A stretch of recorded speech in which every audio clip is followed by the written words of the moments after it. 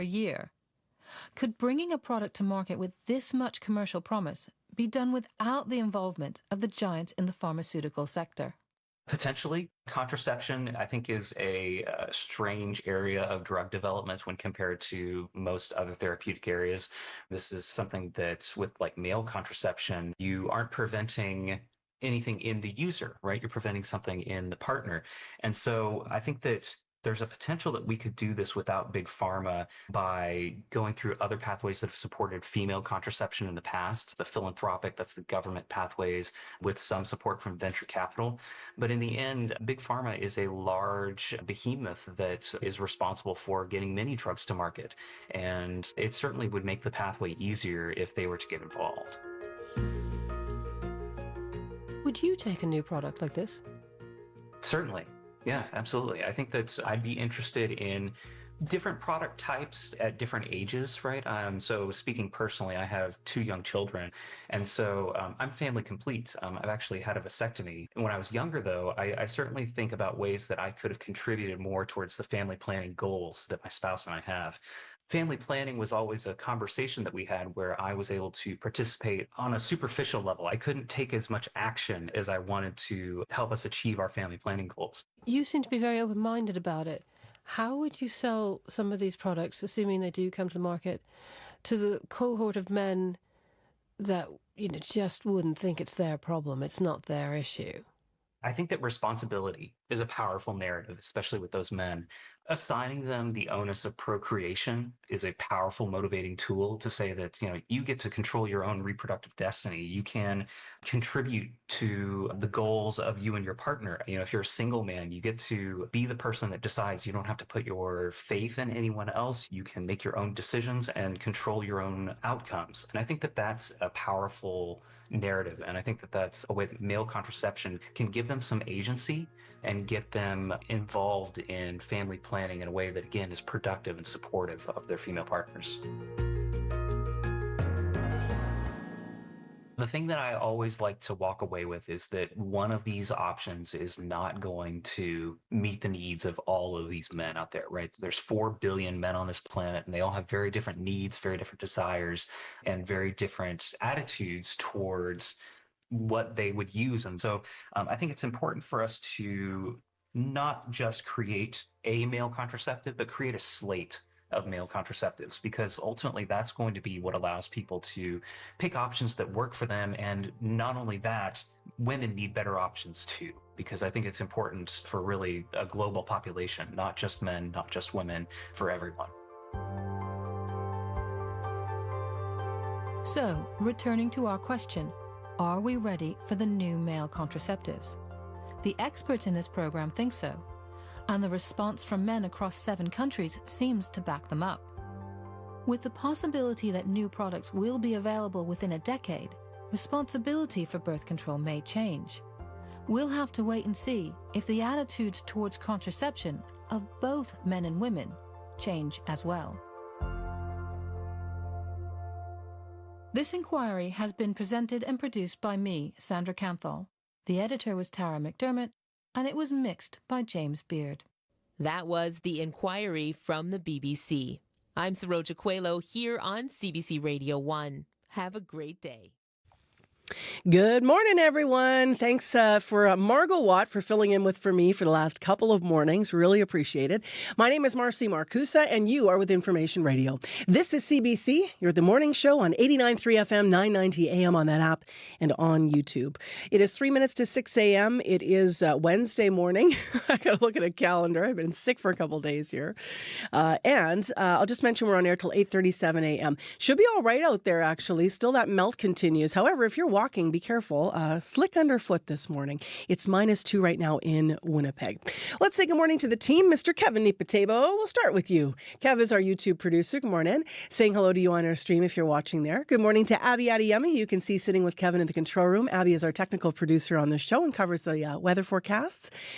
Speaking of which, today we're expecting increasing cloud, chance of flurries and rain this afternoon, and then a high of 2 degrees. So we're going to get some more melting today. More potholes, more melting, more spring. spring.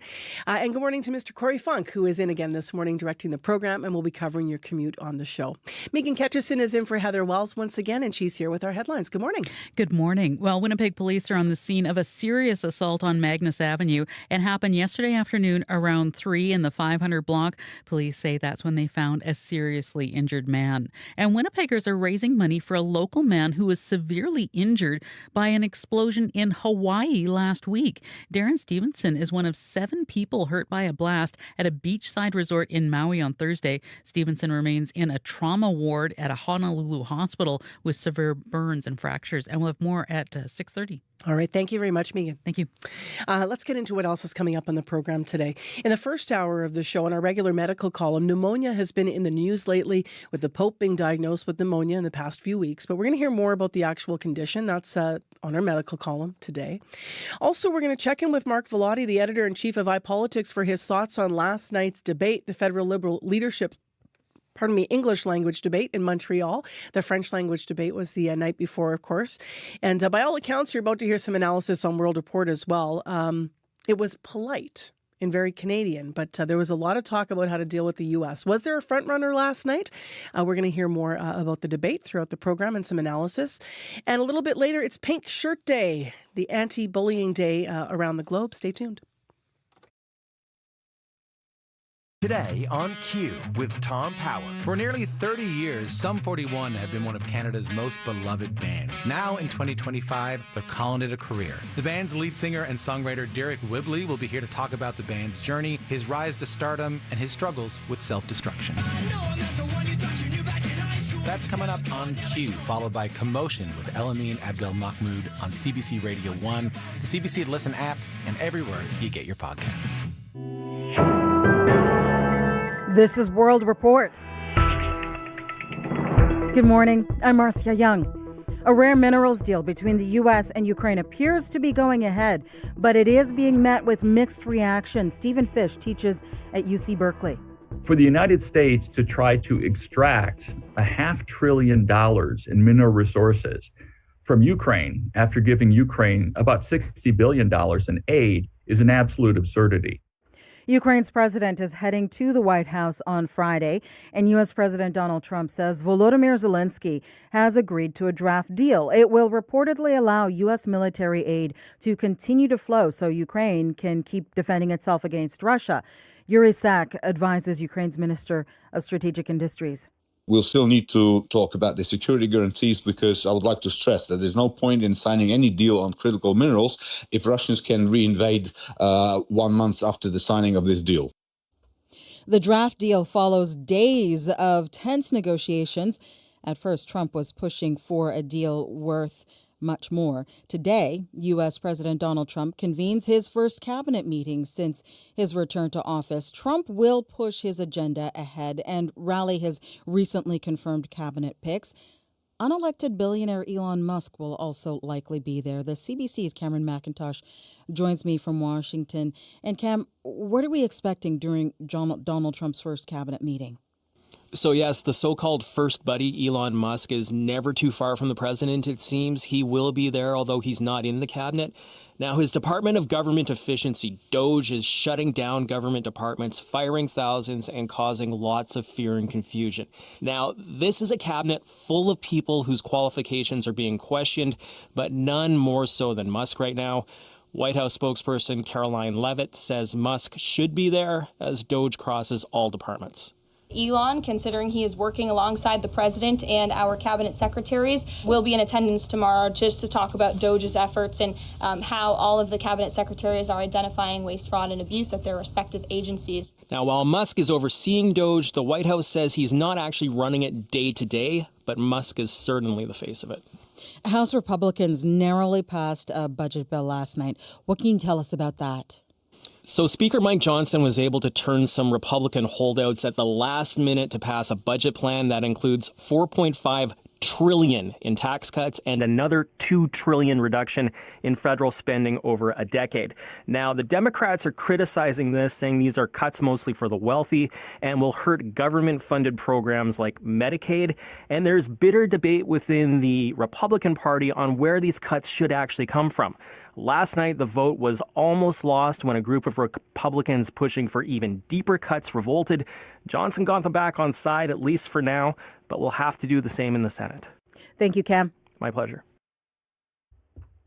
Thank you. CBC's Cam McIntosh in Washington.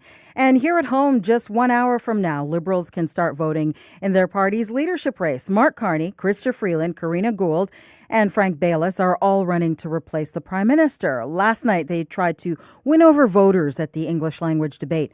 Janice McGregor is in our Parliamentary Bureau with details. And Janice, a lot of policy was covered in this debate, but one issue did stand out above the rest. Tell us about that.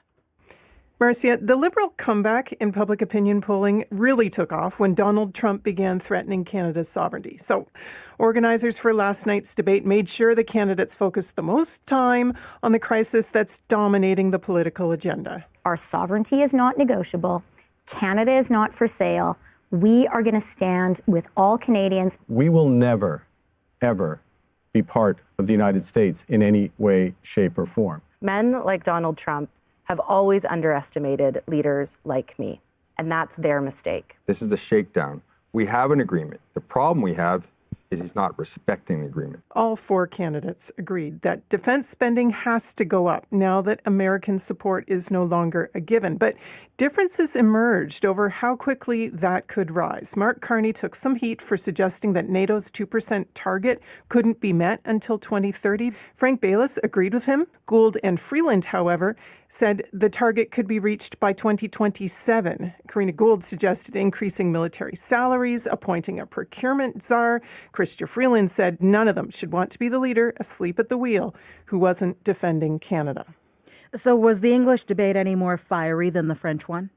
We did see some pointier attacks, particularly from Karina Gould. She had several goes at Carney last night, the perceived frontrunner, including his plan to cut not only the consumer carbon tax, but the rebate checks that go along with it, casting doubt on whether families would really be better off. With respect to Mark and the middle class tax cut, the math just doesn't add up. And if you don't have a plan for those checks, then we don't have a plan for affordability. After the debate, Gould denied that she was criticizing Carney's policies in particular, but Liberals need to make sure whoever wins is ready, she said, because the Conservative Bloc and NDP leaders aren't going to be nearly as nice as she was. All right. Thank you, Janice. You're welcome. The CBC's Janice McGregor from Ottawa. Israel and Hamas say they have agreed to a new hostage prisoner swap. The bodies of 4 Israeli hostages are expected to be returned to Israel. In exchange, hundreds of Palestinian prisoners will be released. This agreement is helping to prop up what has been a delicate ceasefire in Gaza. In central Israel, mourners are attending the funeral of Shiri Bibas and her 2 young sons. They were kidnapped during the October 7 Hamas attacks. Their bodies were released by Hamas last week as part of the ceasefire deal. The Pope is still in hospital with double pneumonia. The Vatican says Pope Francis had another restful night in hospital in Rome. His condition is listed as critical, but Italian papers are reporting he is working. Pope Francis has been in hospital now for 2 weeks. At least 46 people are dead in an army plane crash in Sudan. It happened near a military airport in the city of Omdurman, northwest of the capital. The Sudanese army says the plane was taking off from the airbase when it crashed. Several military personnel and civilians were killed. At least 10 others are injured. Local officials say many houses were damaged when the plane crashed. The cause is still unknown. The outgoing Premier of Newfoundland and Labrador says his replacement needs to be someone who is ready for a fight. Andrew Furey shocked many yesterday, announcing he's leaving politics. He's been a big part of Canada's response to U.S. tariffs and the threat. As Malone Mullen reports, Furey says it is time for someone else to stand up to the U.S. president. I mean, it's clear, right? Like, the guy's cracked. Andrew Furey spent the last several weeks on fire, slamming U.S. President Donald Trump and leading his province to a historic energy deal with Quebec. Even those in Furey's own caucus say they didn't see his resignation coming, especially as the premier rose to meet Trump's rhetoric with choice words of his own. We're looking at 4 years of erratic, crazy bonker behavior by the President of the United States. Fury says he wasn't scared off by Trump. Instead, he's returning to medicine and family life, telling reporters he timed his resignation to benefit the province.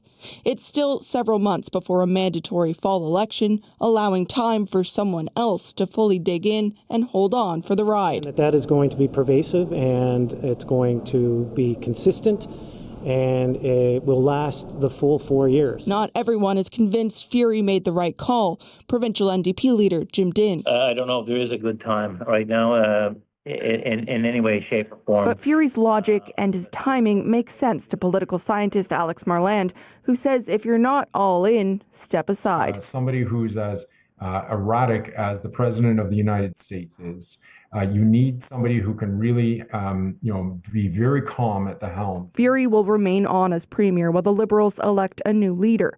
After that, for a surgeon who always said he never wanted to stay in politics, it's back to the operating room. Malone Mullen, CBC News, St. John's. Exactly 1 week ago, we told you the sad story of more than 150 false killer whales stranded near Tasmania. Today, we have a good news story off the waters of Monterey Bay, California. Captain Evan Brodsky caught sight of a superpod. He spoke to ABC. This was just such an incredible sighting just because of the amount of dolphins that were there. It was astonishing. By sharing this video, I hope to inspire people to come see these dolphins wild and free in their natural habitat. The pod contained nearly 3,000 dolphins, including northern right whale dolphins, which makes it especially rare. That is the latest national and international news from World Report. This is the last week we're asking you to follow World Report wherever you get your podcasts, or please rate and review us. It helps the show reach new listeners and helps you stay on top of the day's big stories. I'm Marcia Young.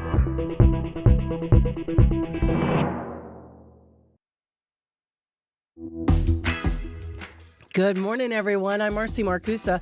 Thanks for joining us on Information Radio. This is CBC 89.3 FM, 990 AM on the app and on YouTube.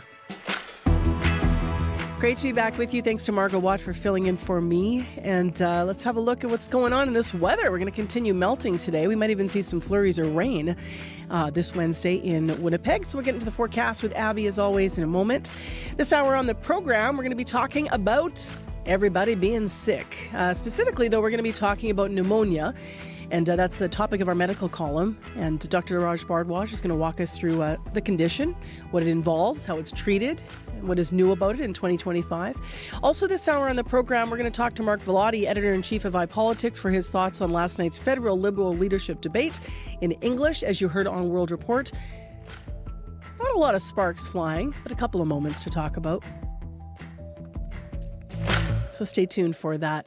Right now, let's go to Megan Ketcherson, who's in our news center and has headlines. She's filling in for Heather Walls. Good morning. Well, one region of Manitoba is experiencing a spike in new HIV cases. Swan Valley has counted more than 40 new diagnoses since October. A provincial health official says that's well above normal, and we'll hear the possible reason coming up at 6:30. And students in Mountain View School Division will be singing God Save the King soon, but not everyone's happy about it. The decision was made during Mountain View School Division's board meeting on Monday night. The chair of the school board says singing the anthem is part of the Public Schools Act. Manitoba's education minister says the royal anthem legislation is under review. And we'll have more at 6:30. All right. Thanks very much, Megan. You're welcome. Let's talk to Abby Adiyemi. I'm like, let's talk to, I need a glass of ginger ale and a saltine. How you doing? I'm well. This pace is crazy.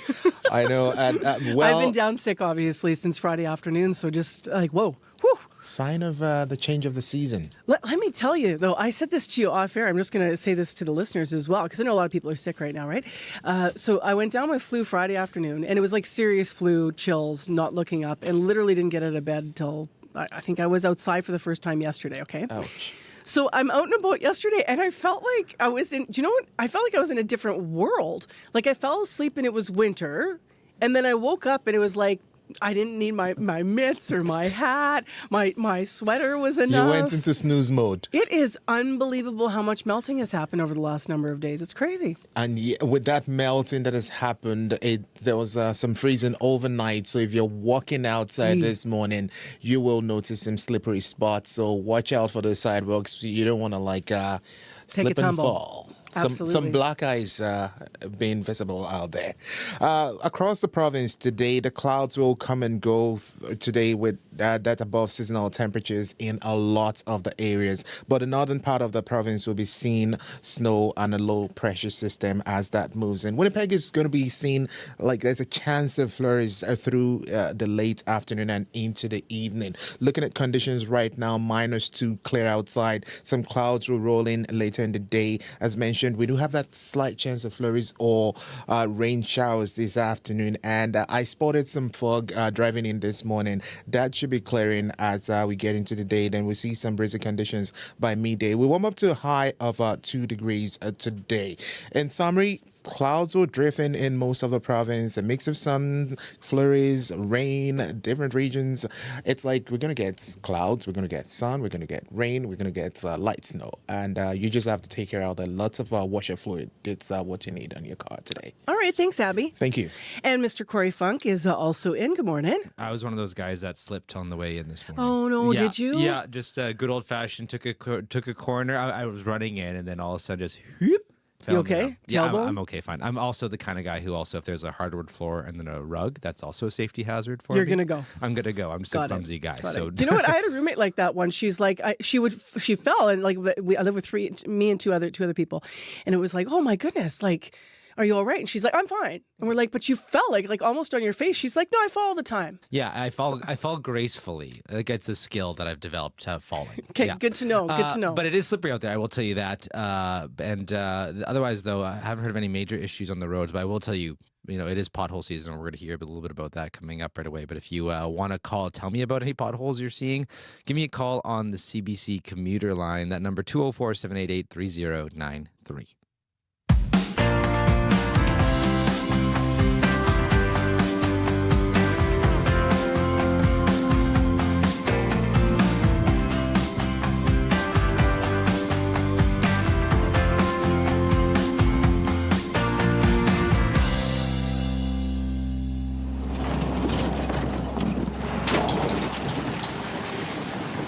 Clunk, clunk, clunk. Corey was just talking about it. That's the sound of what it's like when you're driving over a pothole or 2 or 3 right now.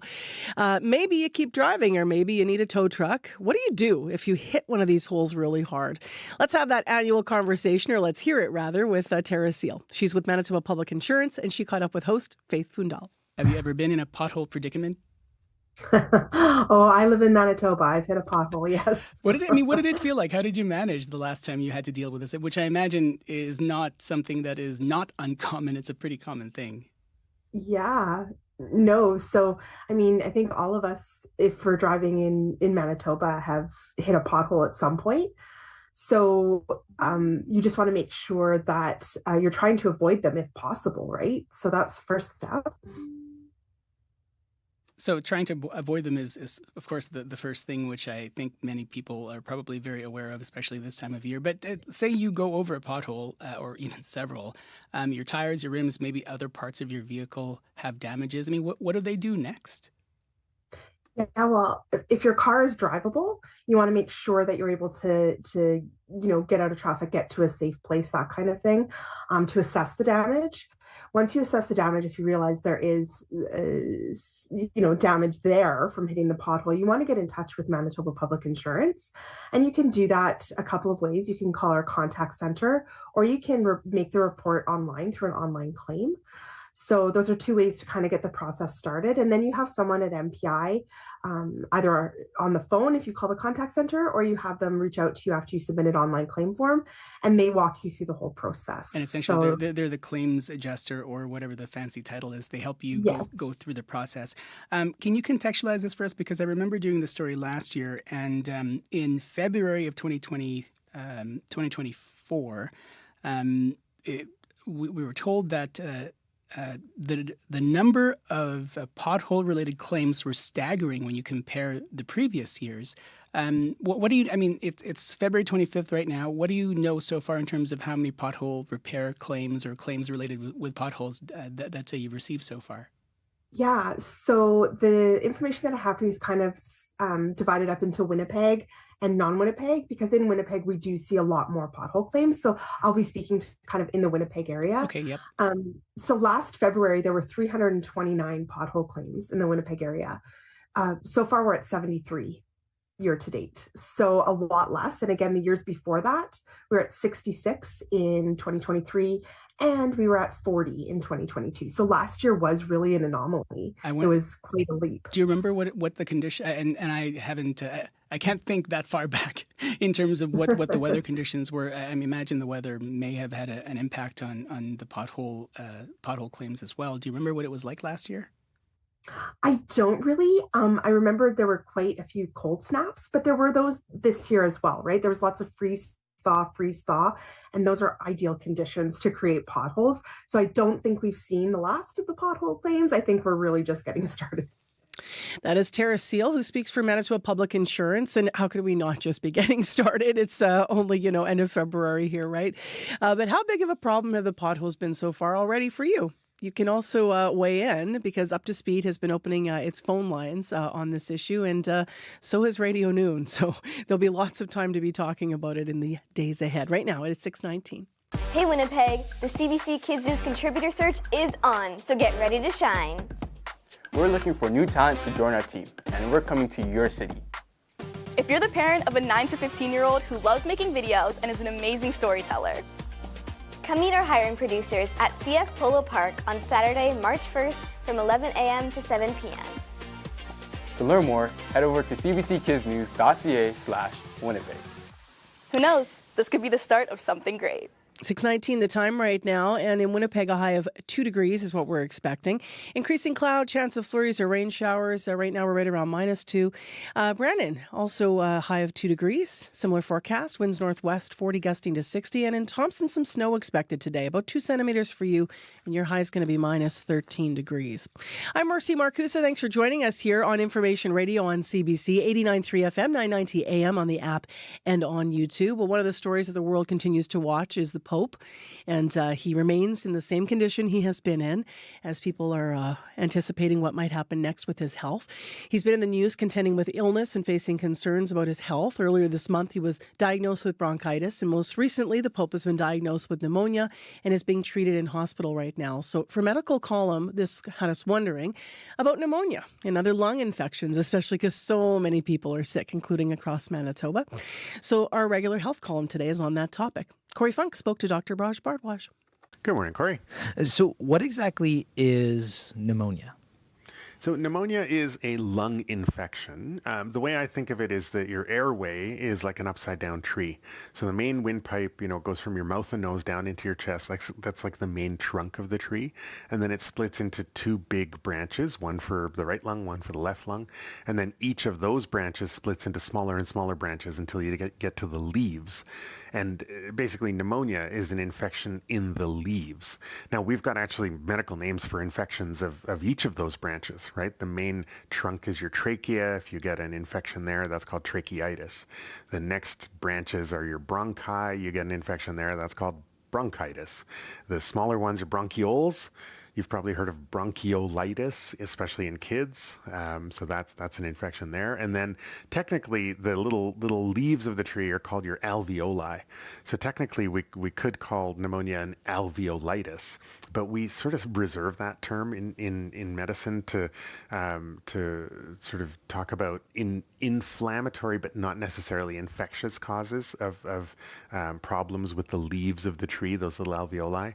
So if you get infection that causes problems with the leaves of the tree, then we call that pneumonia rather than alveolitis. So what kinds of germs cause the lung infection? Yeah, so there's 3 big classes of germs, right? There's the viruses, there's bacteria, and there's fungi. So the most common causes of pneumonia in generally healthy people are usually viral things. So think influenza, even common cold viruses can cause pneumonia if you're unlucky. Also COVID obviously can cause pneumonia. In terms of bacteria stuff, there's lots of bacteria that can infect the lungs, even in healthy people. And they all have scientific names that you might have heard of in passing. lung. There's a group called Streptococcus pneumoniae. It's also called pneumococcus, just to confuse things. There's another one called Mycoplasma pneumoniae. That causes often a milder form of pneumonia that's sometimes called walking pneumonia. And then, Corey, have you ever heard of Legionnaire's disease? I feel like I've heard of it, but I have no idea what it is. Right. It's a pneumonia. It's a severe form of pneumonia that's caused by this bacteria called Legionella pneumophila. And it's called Legionnaire's disease because it got its outbreak it got its name from an outbreak in 1976. There was a convention of the American Legion. It caused a super spreading event in the hotel that they were staying at. There were about 2,000 people at the convention. Over 200 people got sick, and about 34 people died. Wow. And then there was this big investigation by disease detectives of the Centers for Disease Control and Prevention in the States. And eventually they identified this previously unknown bacteria as the cause. And so they named that bacteria Legionella. So that bacteria was actually growing in the hotel's air conditioning system, and the germs were spreading through the air ducts in the hotel. So viruses can do it, bacteria can cause pneumonia, fungi can also cause pneumonia. Fungal infections in the lungs are uncommon, but we do see them from time to time. So how would a person know that they had pneumonia? Yeah, so the symptoms are what you would think of, partly because it's an infection, right? So you get the fevers and the chills and the sweats and the general tiredness and lack of appetite that you get whenever your body is fighting an infection. And it's a lung infection, so you get a cough, right? And if the infection gets worse, you'll notice that you're breathing faster and harder, and it might feel like you're not getting enough air. Because you might not be getting enough air, right? That inflammation and infection can start to gum up those little leaves of the tree of your lung, right? And that's where the exchange of oxygen and carbon dioxide happens, in those little air sacs in your lungs. And if that oxygen and carbon dioxide exchange gets worse, it can make people short of breath. It can make them, pant, kind of, like they're breathing heavy, and it can make them confused. That's a bad sign. So we want to go looking for that. If we see somebody with fever and chills and a cough and stuff, we get, of course, a good history and a good physical exam, but we do a chest x-ray. We can do blood tests. Sometimes we'll try to collect a sample of the phlegm from your lungs to see exactly which germ or germs we're dealing with, so that we can adjust our treatments if there's more than one germ involved. And the treatment is different, right, depending on which germ it is. If it's a bacteria, then we choose an antibiotic that will kill the bacteria. If it's viral, it's harder. We don't have a lot of good antiviral medicines, and really none that work well against common cold viruses and stuff. So it's more about, supporting your body in the hospital while you get better, or maybe not in the hospital, but if you need oxygen and stuff, then you need to be in hospital. So there are some people that are more prone to lung infections as well, very young kids, older adults, smokers or recent ex-smokers, and of course people with other lung conditions might be prone to it. So things like COPD, asthma, and then if you've got general health conditions that make it hard for your body to mount a robust response to any infection, then you can get into trouble as well. So if you've got heart problems or poorly controlled diabetes, if you're not vaccinated against the germs, then your body doesn't have that sort of advance warning on how to fight these types of things. Are there vaccines specifically for pneumonia? Yeah, I hear people, patients come in and they proudly tell me that they got their pneumonia vaccine. And I have to remind them that no, you didn't get a vaccine against all forms of pneumonia, because that doesn't exist, because there's so many different germs that can cause this infection in your lungs. But there is something called a pneumococcal vaccine, which protects against up to a couple of dozen different strains of pneumococcal bacteria. So that's Streptococcus pneumoniae. That's also called pneumococcus, to make things confusing. So a lot of people will say, oh, I got the pneumonia vaccine. Well, no, they got the pneumococcal vaccine, because we can protect against germs, specific germs with a vaccine, but we can't protect against all the germs that might cause a lung infection. Because, if you think about it that way, there's lots of sort of so-called pneumonia vaccines. The influenza vaccine, the flu shot, is a pneumonia vaccine, sort of, right? Because it prevents against severe influenza infections, which might include pneumonia. The COVID vaccine protects against severe infections like pneumonia from COVID virus.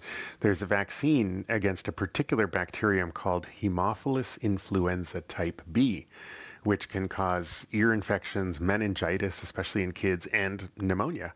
And before the introduction of that vaccine, Haemophilus influenza type B was the leading cause of serious bacterial infections in kids under 5. But nowadays, we rarely see that kind of infection because we vaccinate kids.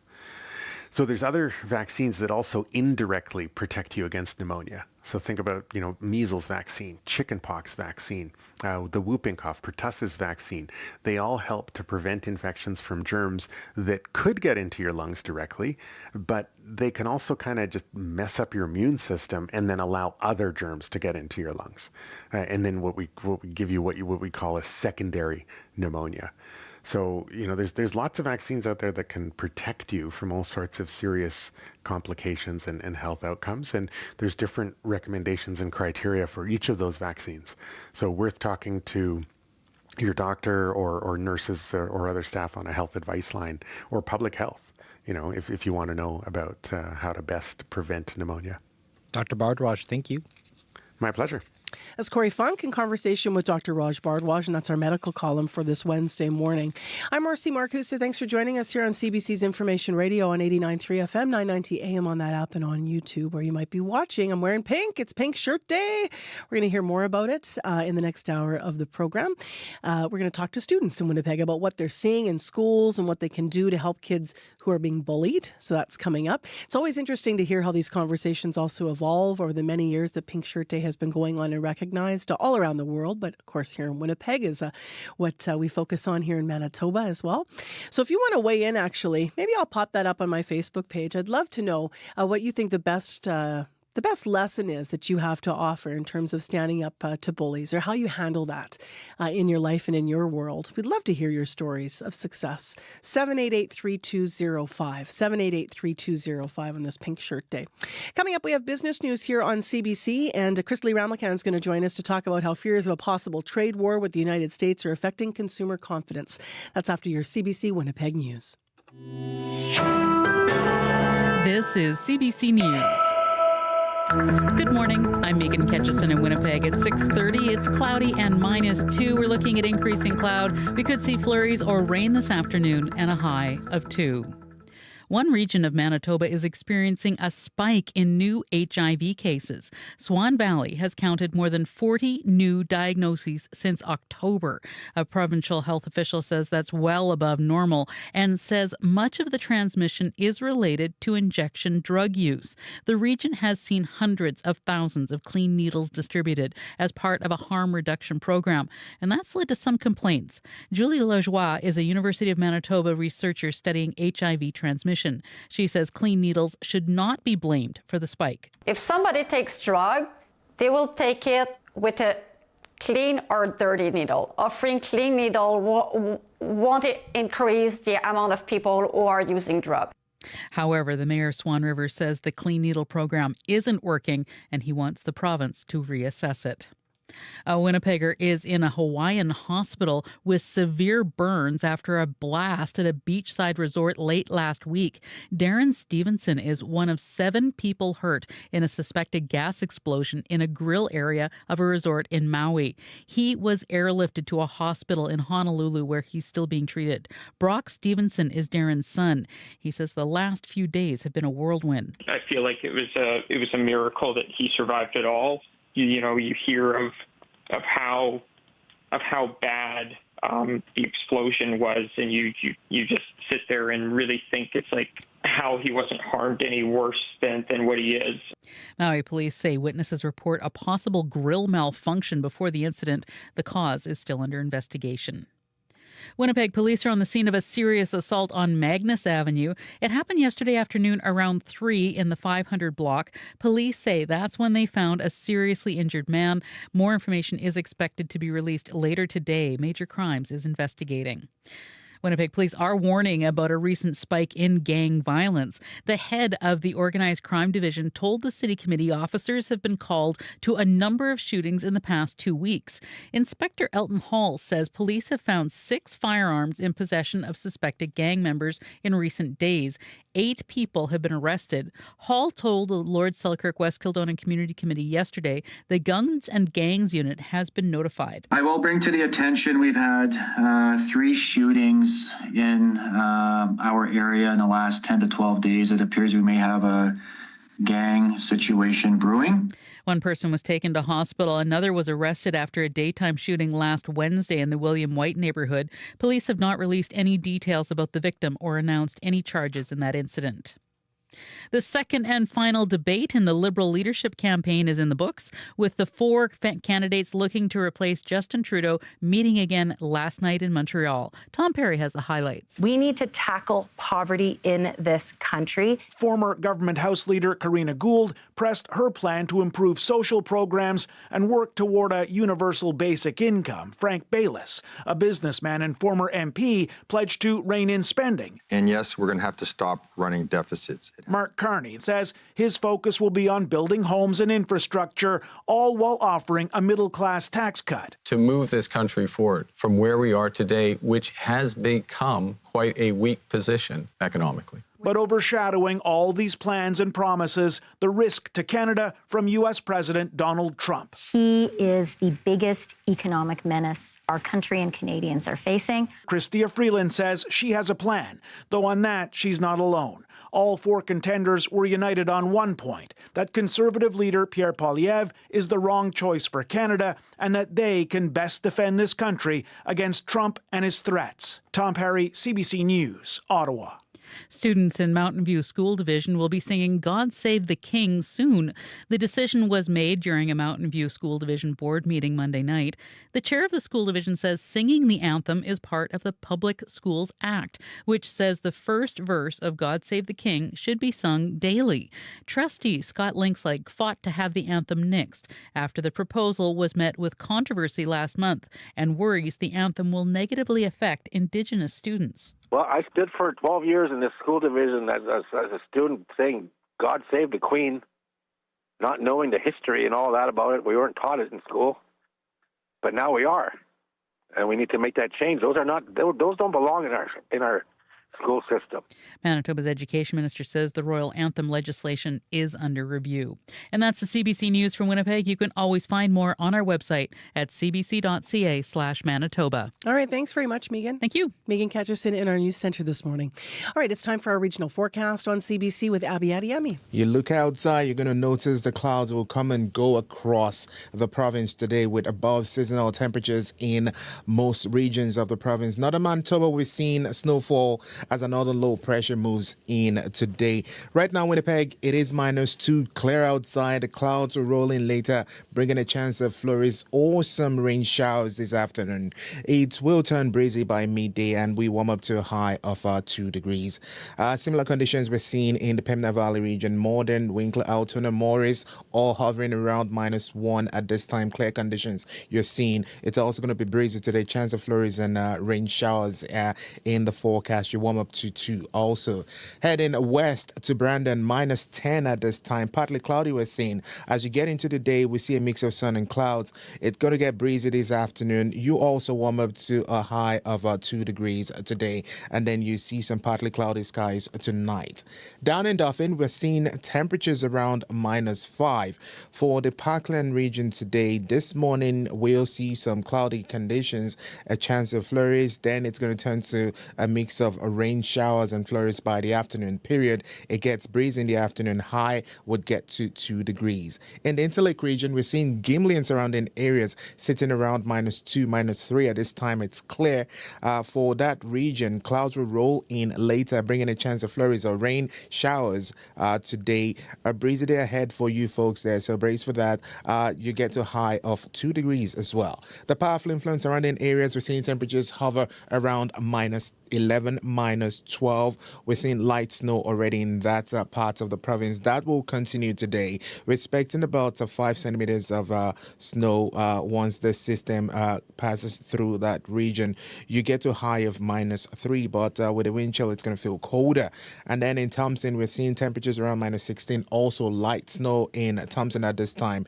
You will see light snow through the day, 2 centimeters accumulation. You get a cold day with a high of minus 13 for folks in Thompson. And further north in Churchill, we're seeing the temperatures around minus 31, hovering close to minus 32 at this time. Clear conditions, you get a sunny day ahead, but it's going to be more like a cold one. You see highs around minus 26, though with the wind chill, it's going to feel colder. So down south, Marcy, it's going to be more like clouds and flurries, or maybe some rain, while up north, we're going to see more like snow in Thompson and the Pas, and then Churchill is still pretty cold.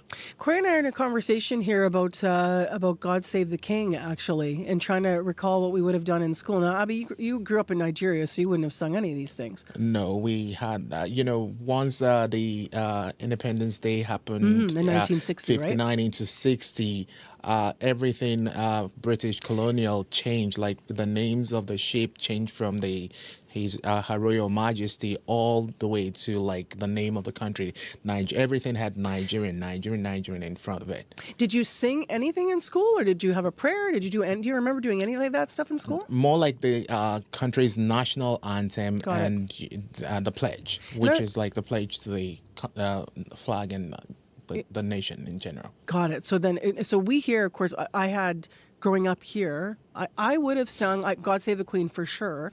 I think we did the Lord's Prayer in school still when I was younger for sure as well. And I was in a public school, but I mean, that changed then after. And how about, so we're all different ages, of course, but then Corey, you're a little younger than me. You wouldn't have had prayer in school. No, I was in the 90s. So I remember actually, I was like probably during that transition where, like, so I remember in kindergarten, I remember swinging around, knocking over blocks by accident while we were supposed to stand still during God Save the Queen. So you remember singing it? But I don't remember it by the time I was in grade 6. So I think I was during that period where the schools kind of slowly phased it out, even though technically it's actually legislated that we have to sing it here. Yeah, we're obviously talking about it because it's in the news. So let's throw this on the listener line because we're wondering what you think about it. So as you've been hearing, Megan mentioned, students in Mountain View School Division are going to be singing God Save the King. Not everyone's happy about it. The decision was made, though, at a board meeting. So Manitoba's education minister reminding us the royal anthem legislation is existing, but it is also under review. So because it's under review, we'd love to know what you're thinking. If you want to call on this, what do you think of God Save the King being recognized in schools, being sung in schools? 788-3205. 788-3205 is where you can weigh in. Now, Corey, do you have anything to say about traffic? What's up? Slippery sidewalks, I can tell you that much. Probably slippery bike lanes as well, so be careful out there, especially if you don't have studded tires. I haven't heard of any major issues out there, but I know those potholes are showing up more and more. Actually heard from Joe, who works security for us here. He says right at St. James, right outside the Costco, apparently there's a really gnarly one, so heads up there. Call in if you do have any potholes that you're seeing out there or anything else you want to let us know about. 204-788-3093. All right. Thanks very much, Corey. Thank you. Let's get to business news now. Chris Lee Ramlakan joins us with our report this morning. Hi there. Hi, good morning, Marcy. So how are the fears of a possible trade war with the United States affecting consumer confidence? You have news on that today. Yeah, so it is at the lowest level it's been at in more than a year. So the Conference Board of Canada says its index of consumer confidence, which is a broad measure of how Canadians are feeling about the economy, fell more than 12 points to about 53 last month. And that is the largest one-month drop in more than a year and a half. And to put some context around that number, the index floated around 120 points in the first decade of the 2000s. But of course, it did take hits during the 2008 global financial crisis and the recent COVID-19 pandemic. Now, the survey based on Leger polling doesn't ask Canadians what specifically is weighing on their confidence, but Corey Renner, the board's Associate Director of Economic Forecasting, says the context is clear. We had consumer confidence slowly ticking up through much of last year, with interest rates coming down, inflation coming down. We had a consumer showing a little bit of upward momentum. Once the tariff announcement came in, we saw consumer confidence really flatline. And just over a third of Canadians say their own personal finances are worsening, which is up from last month. And those working in manufacturing, who are among the most susceptible to disruption if the U.S. moves ahead with tariffs, are gripped by the prospect that their job could be the casualty of a trade war. We just focused on that last week on the show, of course, as I know you heard. So 70,000 people here working in manufacturing. How are Canadian banks reacting then to the threat of tariffs? Well, the uncertainty is creating a chill on borrowing and business activity, but it isn't affecting earnings quite yet.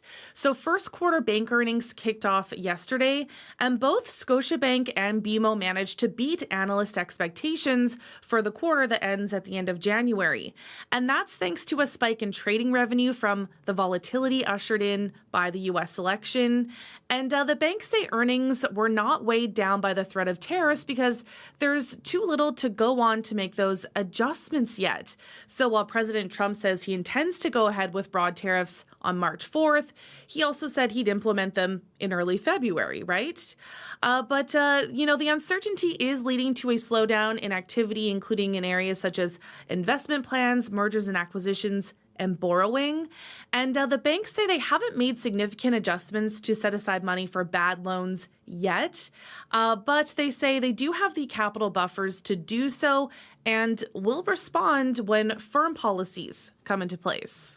And finally, speaking of setting money aside for tariff relief, how are provinces looking?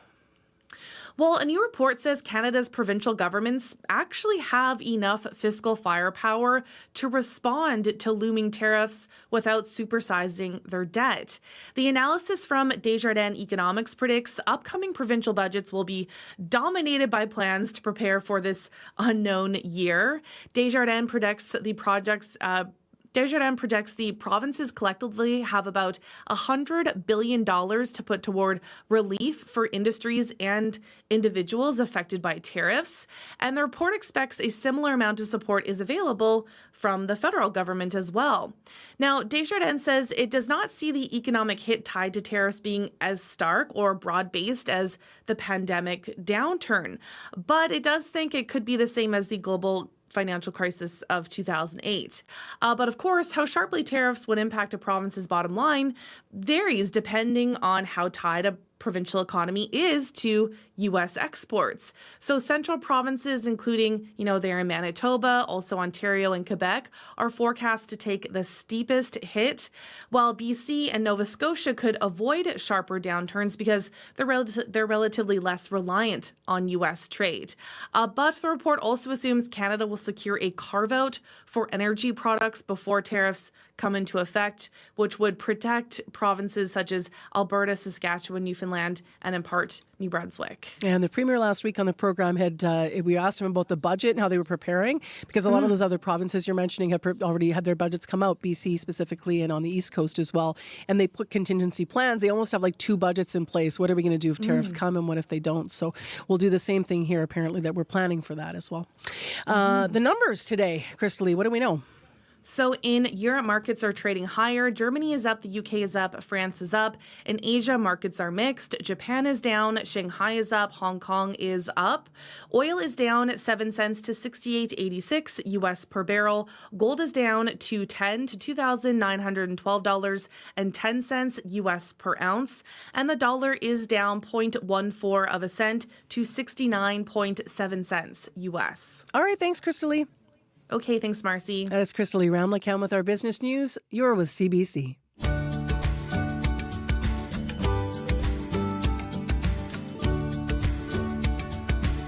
Corey Funks, pop back in with another traffic note. Yes, just got a call from Julie. So she says there's actually been a fairly large collision on Highway 52. That's just outside of Steinbach going eastbound. That's the highway that takes you from Highway 59 into Steinbach.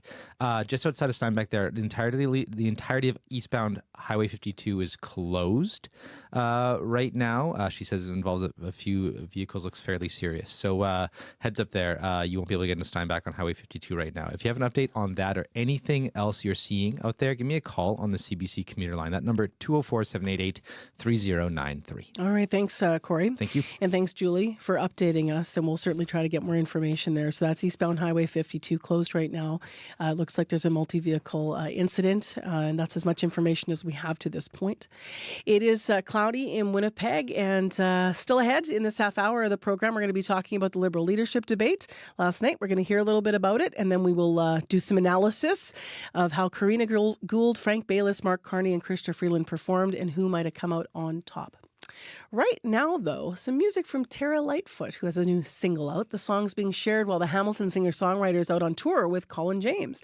Now, that tour stopped here in Winnipeg at the Burt earlier this month, so maybe you saw this performed live. This is Tara Lightfoot and her latest single. It's called Higher and Higher. We kissed in the kitchen, standing over dishes that never got done. Say you know that these blues will follow you each place you run. You held me in the hallway, you told me I would always be yours somehow. And when it gets too late, these tired-eyed blues wanna talk it out. I'm just a child in your arms, watch me turn and run. I am not the one you're dreaming of. Whoa, do you feel empty-handed and you don't understand it? You cannot forgive it, you cannot forget it. Did you get what you wanted? Castle tumble to the ground.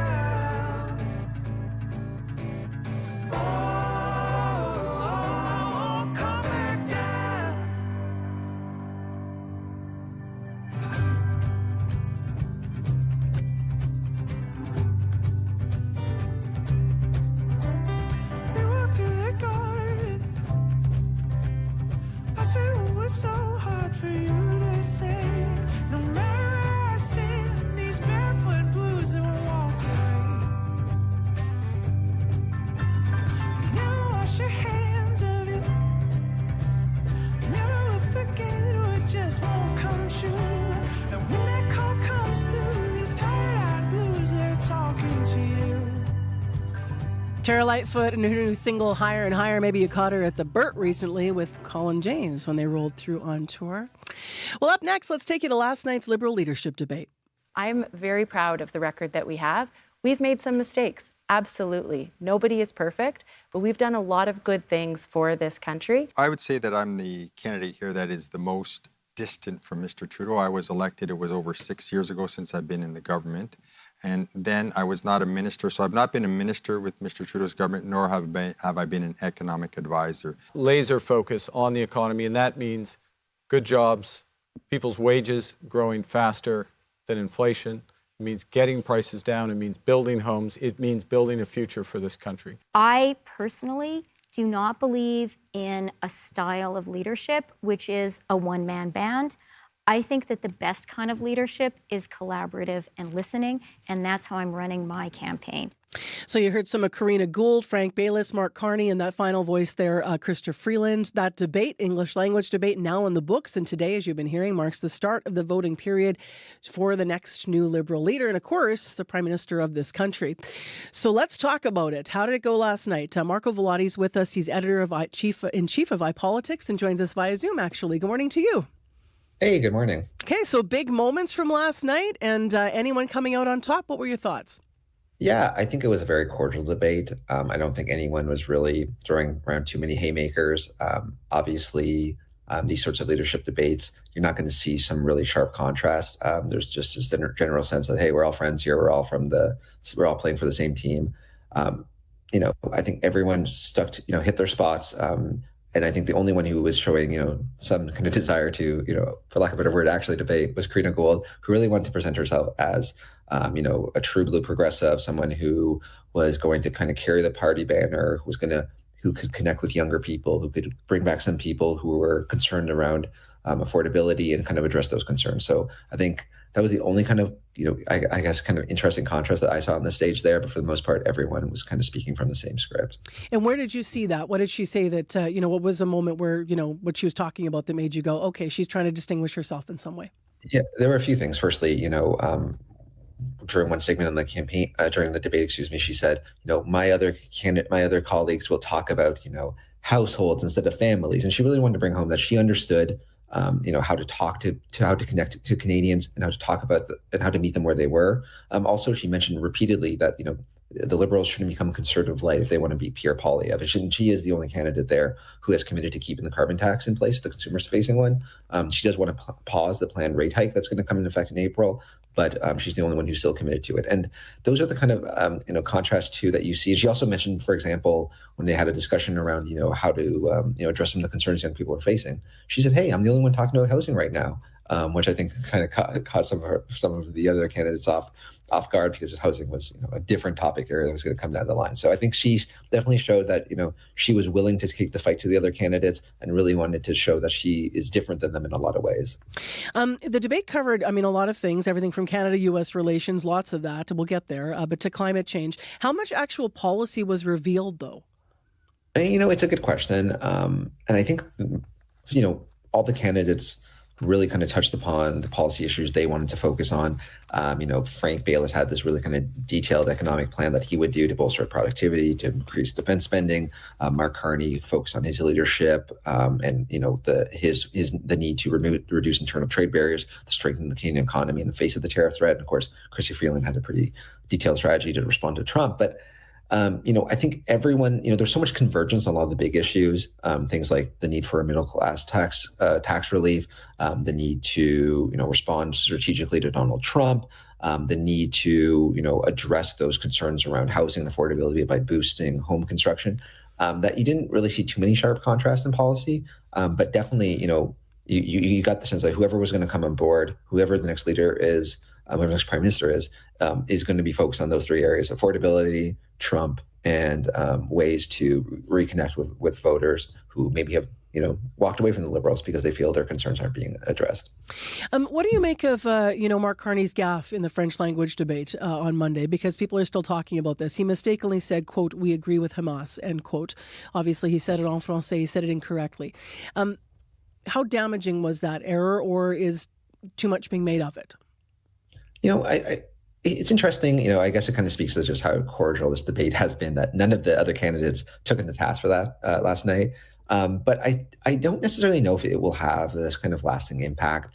I will say, though, I think Mark Carney missed an opportunity to put this in the bed last night. If he had a really strong debate performance, I think maybe people would look at that and say, "Hey, he made a mistake in the second language. It was a minor gaffe that was immediately corrected." But I don't think he had a terribly strong performance last night. I think he still came off as very much a political neophyte, as someone who isn't comfortable on a debate stage, who was a bit too kind of attached to the rules, who wanted to stay within their time, within their script, and didn't really know how to kind of veer off it to respond to some criticisms, even very gentle ones that were being put forward by the other candidates. So again, I don't know if it'll have a lasting impact, but I do think Mark Carney didn't necessarily show yesterday that he is this kind of really experienced debater, because he really isn't. But I don't think he put to bed any suggestions that he might struggle when faced off against tougher challenges, for example, from Pierre Poilievre in the general election debate. I don't know what you thought, but when the whole top block was being done about Trump, and obviously they're all liberals, so they're all going to be backing each other up somewhat and building on each other's points, as we said, very cordial and somewhat united, which if someone else is watching this debate from around the world, you kind of need that from Canada right now, right? But I was sort of waiting for someone in some point of the debate, and I thought it might come there, to really shine through the television that I'm sitting there watching as looking, prime ministerial. Did anyone grab that moment for you at any point in the debate? I really don't think anyone did anything terribly, surprising, or certainly enough to elevate themselves on the stage. I think, I do think Karina Gold probably had the strongest performance because she was willing to make that contrast with herself. But a lot of that was focused on really appealing to progressive liberals, especially and young people.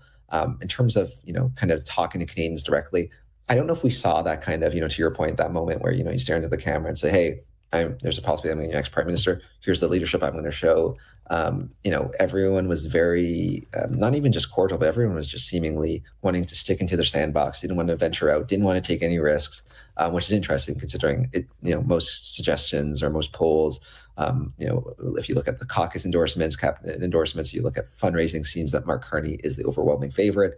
You would think that maybe some of these candidates would want to, be a bit more aggressive or take a bit bigger risk, considering this is the last time. This is the last debate before voting starts, which will happen, I guess, in an hour or so. So any predictions about who's, in the lead after last night? Yeah, I think Karina Gold definitely helped her chances. I do think that if Mark Carney doesn't get hit the 50% threshold, that could be an interesting complication, because remember, it's a ranked ballot. So, I think Karina Gold has that ability to win over Freeland supporters, to win over Mark Carney supporters. And maybe she's saying, hey, your person may win on the first ballot, but make sure to put us second. And that could kind of make things interesting. But the way things are standing right now, I still think Mark Carney is the odds-on favorite, not only to win, but to win on the first ballot. All right, Marco, thank you very much for being with us. Yeah, thanks for having me. Via Zoom, that's Marco Vellotti, editor-in-chief of iPolitics. He was in Ottawa this morning. We'll have more debate analysis on World Report in 3 minutes. Right now, it's time to return to our local news center with Megan Ketchison, who has our headlines.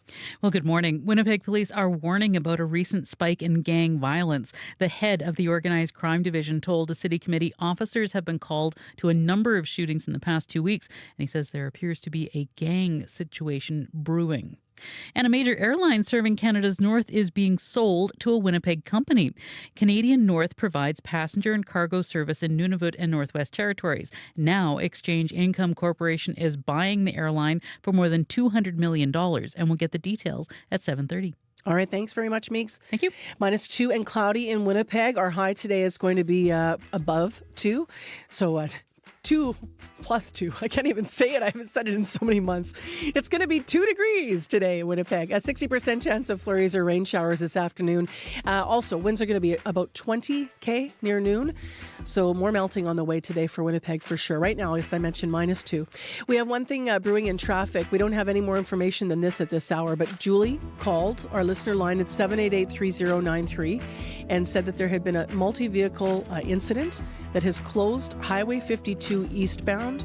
Now, this is right around Steinbach. Of course, the road that leads into Steinbach, it's Steinbach's Main Street. So if you have any updates on that, please be our eyes on the highway and let us know. 788-3093. If you're walking this morning, it could be slick underfoot. You'll be walking thinking, oh, it's just puddles, and all of a sudden you'll be sliding into something. So be careful with that as well. In the next hour of Information Radio, stay with us because it's Pink Shirt Day. We're going to hear from students in Winnipeg about what they're seeing in schools, about helping other kids being bullied or what they've done themselves. Also, we're going to build on more of what Megan said about people in the North End who are concerned about the high number of fires lately. There was a meeting last night. We'll hear more about what happened.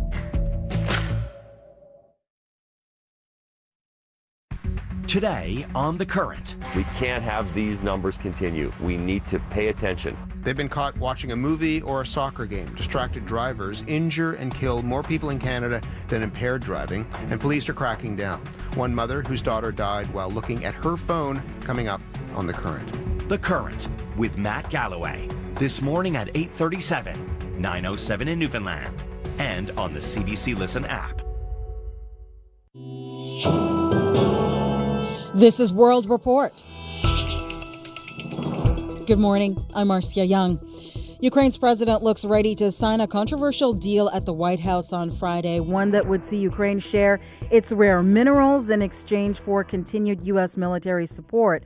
The draft agreement has not been made public, but it is believed to be worth considerably less than the $500 billion the U.S. president was first demanding. This morning, the CBC's Chris Brown is visiting one of Ukraine's biggest titanium quarries. We're not far from Zhytomyr, and I'm next to a large open pit quarry with an excavator behind me that's scooping out tons of ore laced with valuable titanium. Titanium is one of the strongest metals known, but it's also very light, and that makes it very valuable. Ukraine is believed to have the largest titanium deposits in Europe, part of what geologists refer to as a crystallic shield of minerals that runs almost diagonally across the country. Most of these deposits, however, have never been mined, and they require lots of study and heavy investment. Other deposits in Ukraine are located in Russian-occupied regions. Ukrainian geologists And mining expert Andrei Loktyev told us he believes Ukrainians will support a fair agreement with the U.S. to help unlock these mineral riches. We, as Ukrainian people, want incomes from Ukrainian minerals to get back into Ukrainian economy, into rebuilding Ukraine. That was what Ukrainian people do want. While we still haven't seen exactly what Ukraine is signing over to the U.S. and what they're getting in exchange, officials here are sounding cautiously optimistic.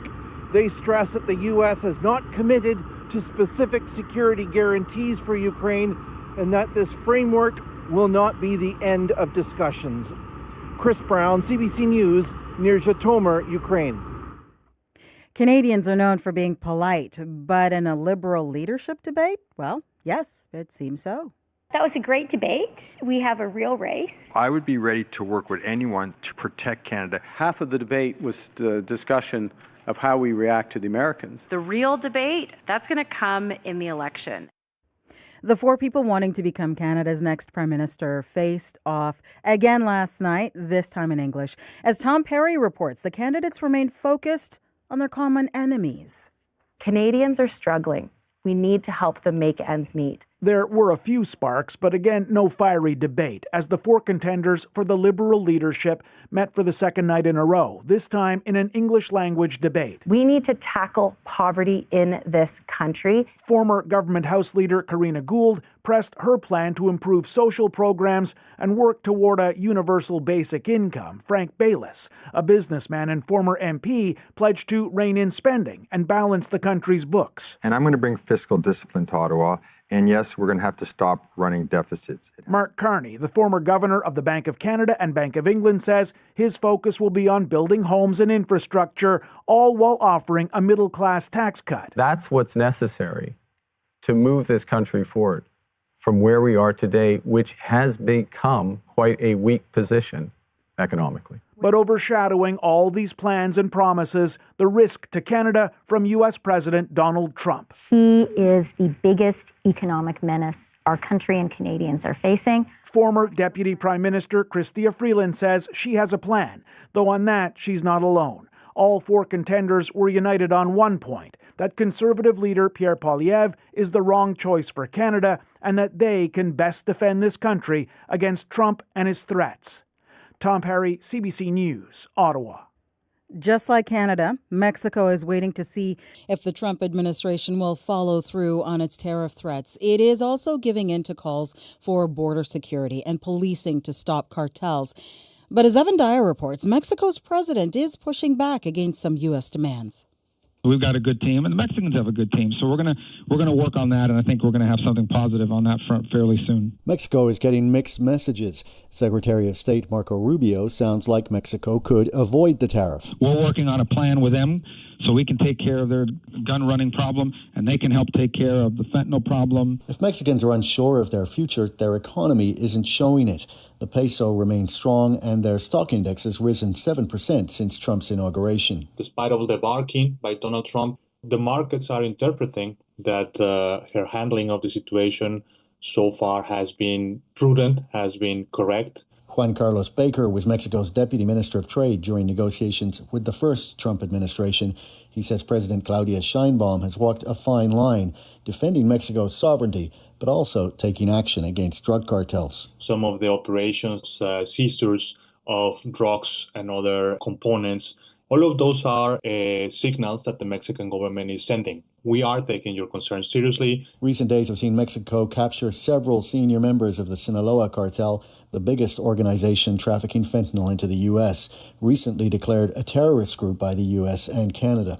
En esta designación de terroristas de los grupos. But Sheinbaum has also warned the U.S. not to launch strikes on Mexican soil, something Elon Musk and other Republicans have threatened.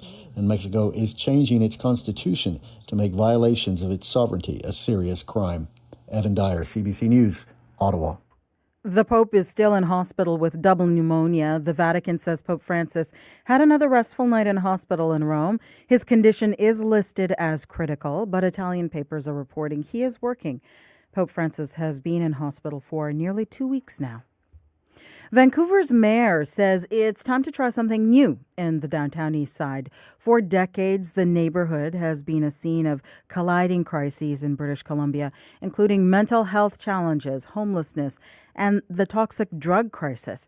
As Liam Britton reports, the mayor's proposed solutions are controversial. Mayor Ken Sims says organized crime is rampant and housing is decrepit. That is not dignified, and that doesn't actually help people that need the help. His plan for the neighborhood calls for a crackdown on gangs, attracting more businesses and market value homes, while at the same time freezing the construction of net new social housing. A number of neighborhood and Indigenous advocates are critical of the plan, especially the pause on social housing. Rebecca Bly, one of the councillors in the mayor's party, spoke out against it and got the boot. She is now an independent. So no net new supportive housing units essentially means that there is no new units coming online for the hundreds and hundreds of people who currently sleep on the street. But Jess Ketchum with Save Our Streets, a coalition of community and business organizations, says the plan has positive ideas. More boots on the ground is really important. We're dealing with the gang level activity. Former Mayor Sam Sullivan argues concentrating people in the downtown east side has not worked. When people are surrounded with normal, healthy people, they become normal, healthy people. When they're surrounded with chaos, they become chaos. A motion from Mayor Sim to formally pause the housing is on today's council agenda. Bly has put forward a motion to get more info about what the hold would mean. Liam Britton, CBC News, Vancouver. A Quebec woman says she is the victim of a sophisticated scam. It started with a phone call from a fraudster pretending to be her bank, and it ended with alleged thieves at her front door. As Nicole Williams reports, more Canadians than ever are falling victim to this kind of scam. Such a violation of my home and my sense of safety. Amanda Kawanda was making breakfast for her 2 young kids earlier this month when she got a call. Thank you for calling Fraud and Loss Department. The caller said fraudulent charges had been made on her account. They had detailed information about her, including her address. He starts listing transactions that were legitimate that I actually made as close as the night before. The caller then told Kawanda an investigator from the bank was coming to collect her cards. 15 minutes later, somebody rings my doorbell. A man with her bank's business card and lanyard. Kawanda hands over her cards, but when she later called her bank, she discovered the real culprits had been at her door, using her cards to steal about $20,000. It has made me super paranoid. I'm like, wow, like my children could have been hurt because I thought this person was there to protect me. Jeff Horncastle is with the Canadian Anti-Fraud Centre. He says this particular scam has been reported across Canada, responsible for $16 million in losses last year. Our information is so easily accessible than it was in the past. Cybersecurity expert Francis Sims says fraudsters are only becoming more sophisticated. You just need to type a search query in to some database you might have purchased on the dark web, and you get the information that tells you exactly where to go and what to say. Kawanda has filed a police report and is currently fighting with the bank to get her money back. Nicole Williams, CBC News, Toronto. That is the latest from World Report. This is the last week we're asking you to follow World Report wherever you get your podcasts, and please rate and review us. I'm Marcia Young.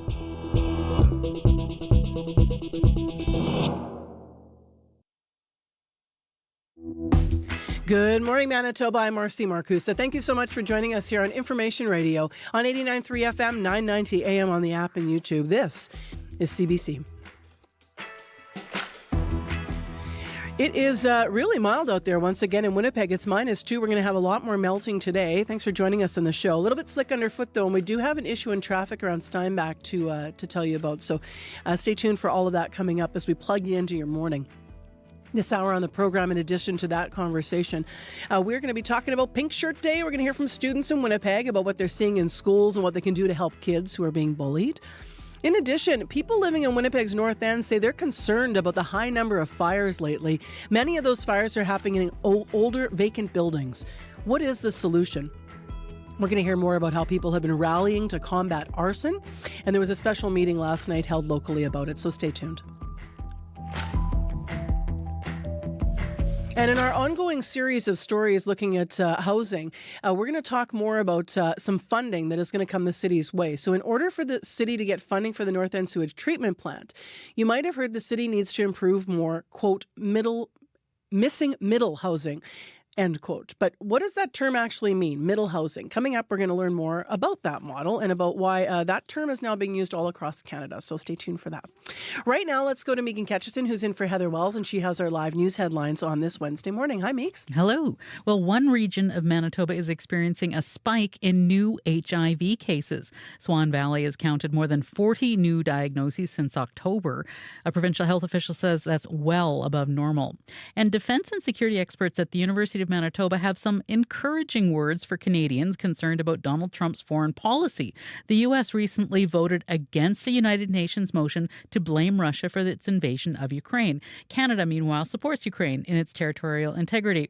One expert says this doesn't mean the end of NATO, NORAD, or other Canada-U.S. defense agreements. And we'll have more at 7:30. All right, Megan, thank you. Thank you. I was saying to Abby earlier, I feel like I'm in that children's tale this morning, that Rip Van Winkle. I was looking it up. It's where he falls asleep and then he wakes up and it's like 20 years later and his beard has grown super long because I fell asleep on Friday afternoon. When I fall asleep, I got under the covers with the flu. And I like yesterday was the first day I went out. And when I opened my curtains, it was like spring. And on Friday afternoon, it was like winter in Winnipeg. And it was just so bizarre. The weather is just crazy out there. Yep, and we're going to see that pattern today. More like clouds will be coming and going today with this above seasonal temperatures we're getting in most of the region. Now, in this part of the province, we do have this good chance of flurries across the southern part of Manitoba today as we head into the afternoon hours. Though in the northern part of the province, we're seeing snowfall as another low pressure system moves in. We anticipate about 5 to 6 centimeters of snow by tomorrow morning. Here in the Red River Valley region, mainly clear in Winnipeg with temperatures around -1 at this time. The clouds will increase as the day goes on. We do have this good chance of flurries or rain showers this afternoon. Any fog you notice this morning should clear as you get into the day. It then turns breezy by the noon period. We warm up to a high of 2 degrees and then some cloudy conditions, and that's a slight chance of flurries and rain will still stay with us all evening with that wind easing overnight. But for Winnipeg today, currently we are at -1 heading to a high of +2. All right, thanks, Corey. Thank you. Corey. Thanks, Abby. Wake up. I know. It's like I'm still under the, what day is it? Tylenol cold? What? It's Wednesday. I took this picture. And you know what? I almost wrote this on Facebook and then I just stopped. I thought I'm not going to post from my sick bed. But you know, Corey, when I do interviews and Abby, when sometimes we ask the question, how do you know if it's cold or if it's a flu? Mm-hmm. I am never asking that question again. That is a stupid question. You'll know. You know. You will know. You know if the flu is going to take you out. All right, let's get into what's happening in the commute itself. You actually had you're okay, but you had a bit of a slip fall, huh? Yeah, I ran in this morning, and it's just slippery out there. I took a little bit of a corner, and inertia kicked in, and all of a sudden, whoosh, I was on my back. So be careful out there. It can be quite slippery. Also, just a heads up, I got a call about 40 or so minutes ago from Julie. This may still be an issue. She said Highway 52 coming into Steinbach. That's the highway that takes you from Highway 59 into Steinbach. Eastbound, she saw a collision there, and it had the entirety of the eastbound Highway 52 closed just outside of Steinbach. May still be an issue. If you have any updates on that, or you see anything else going on out there, we don't have any more answers on that yet. We're looking into it. Give us a call, 204-788-3093.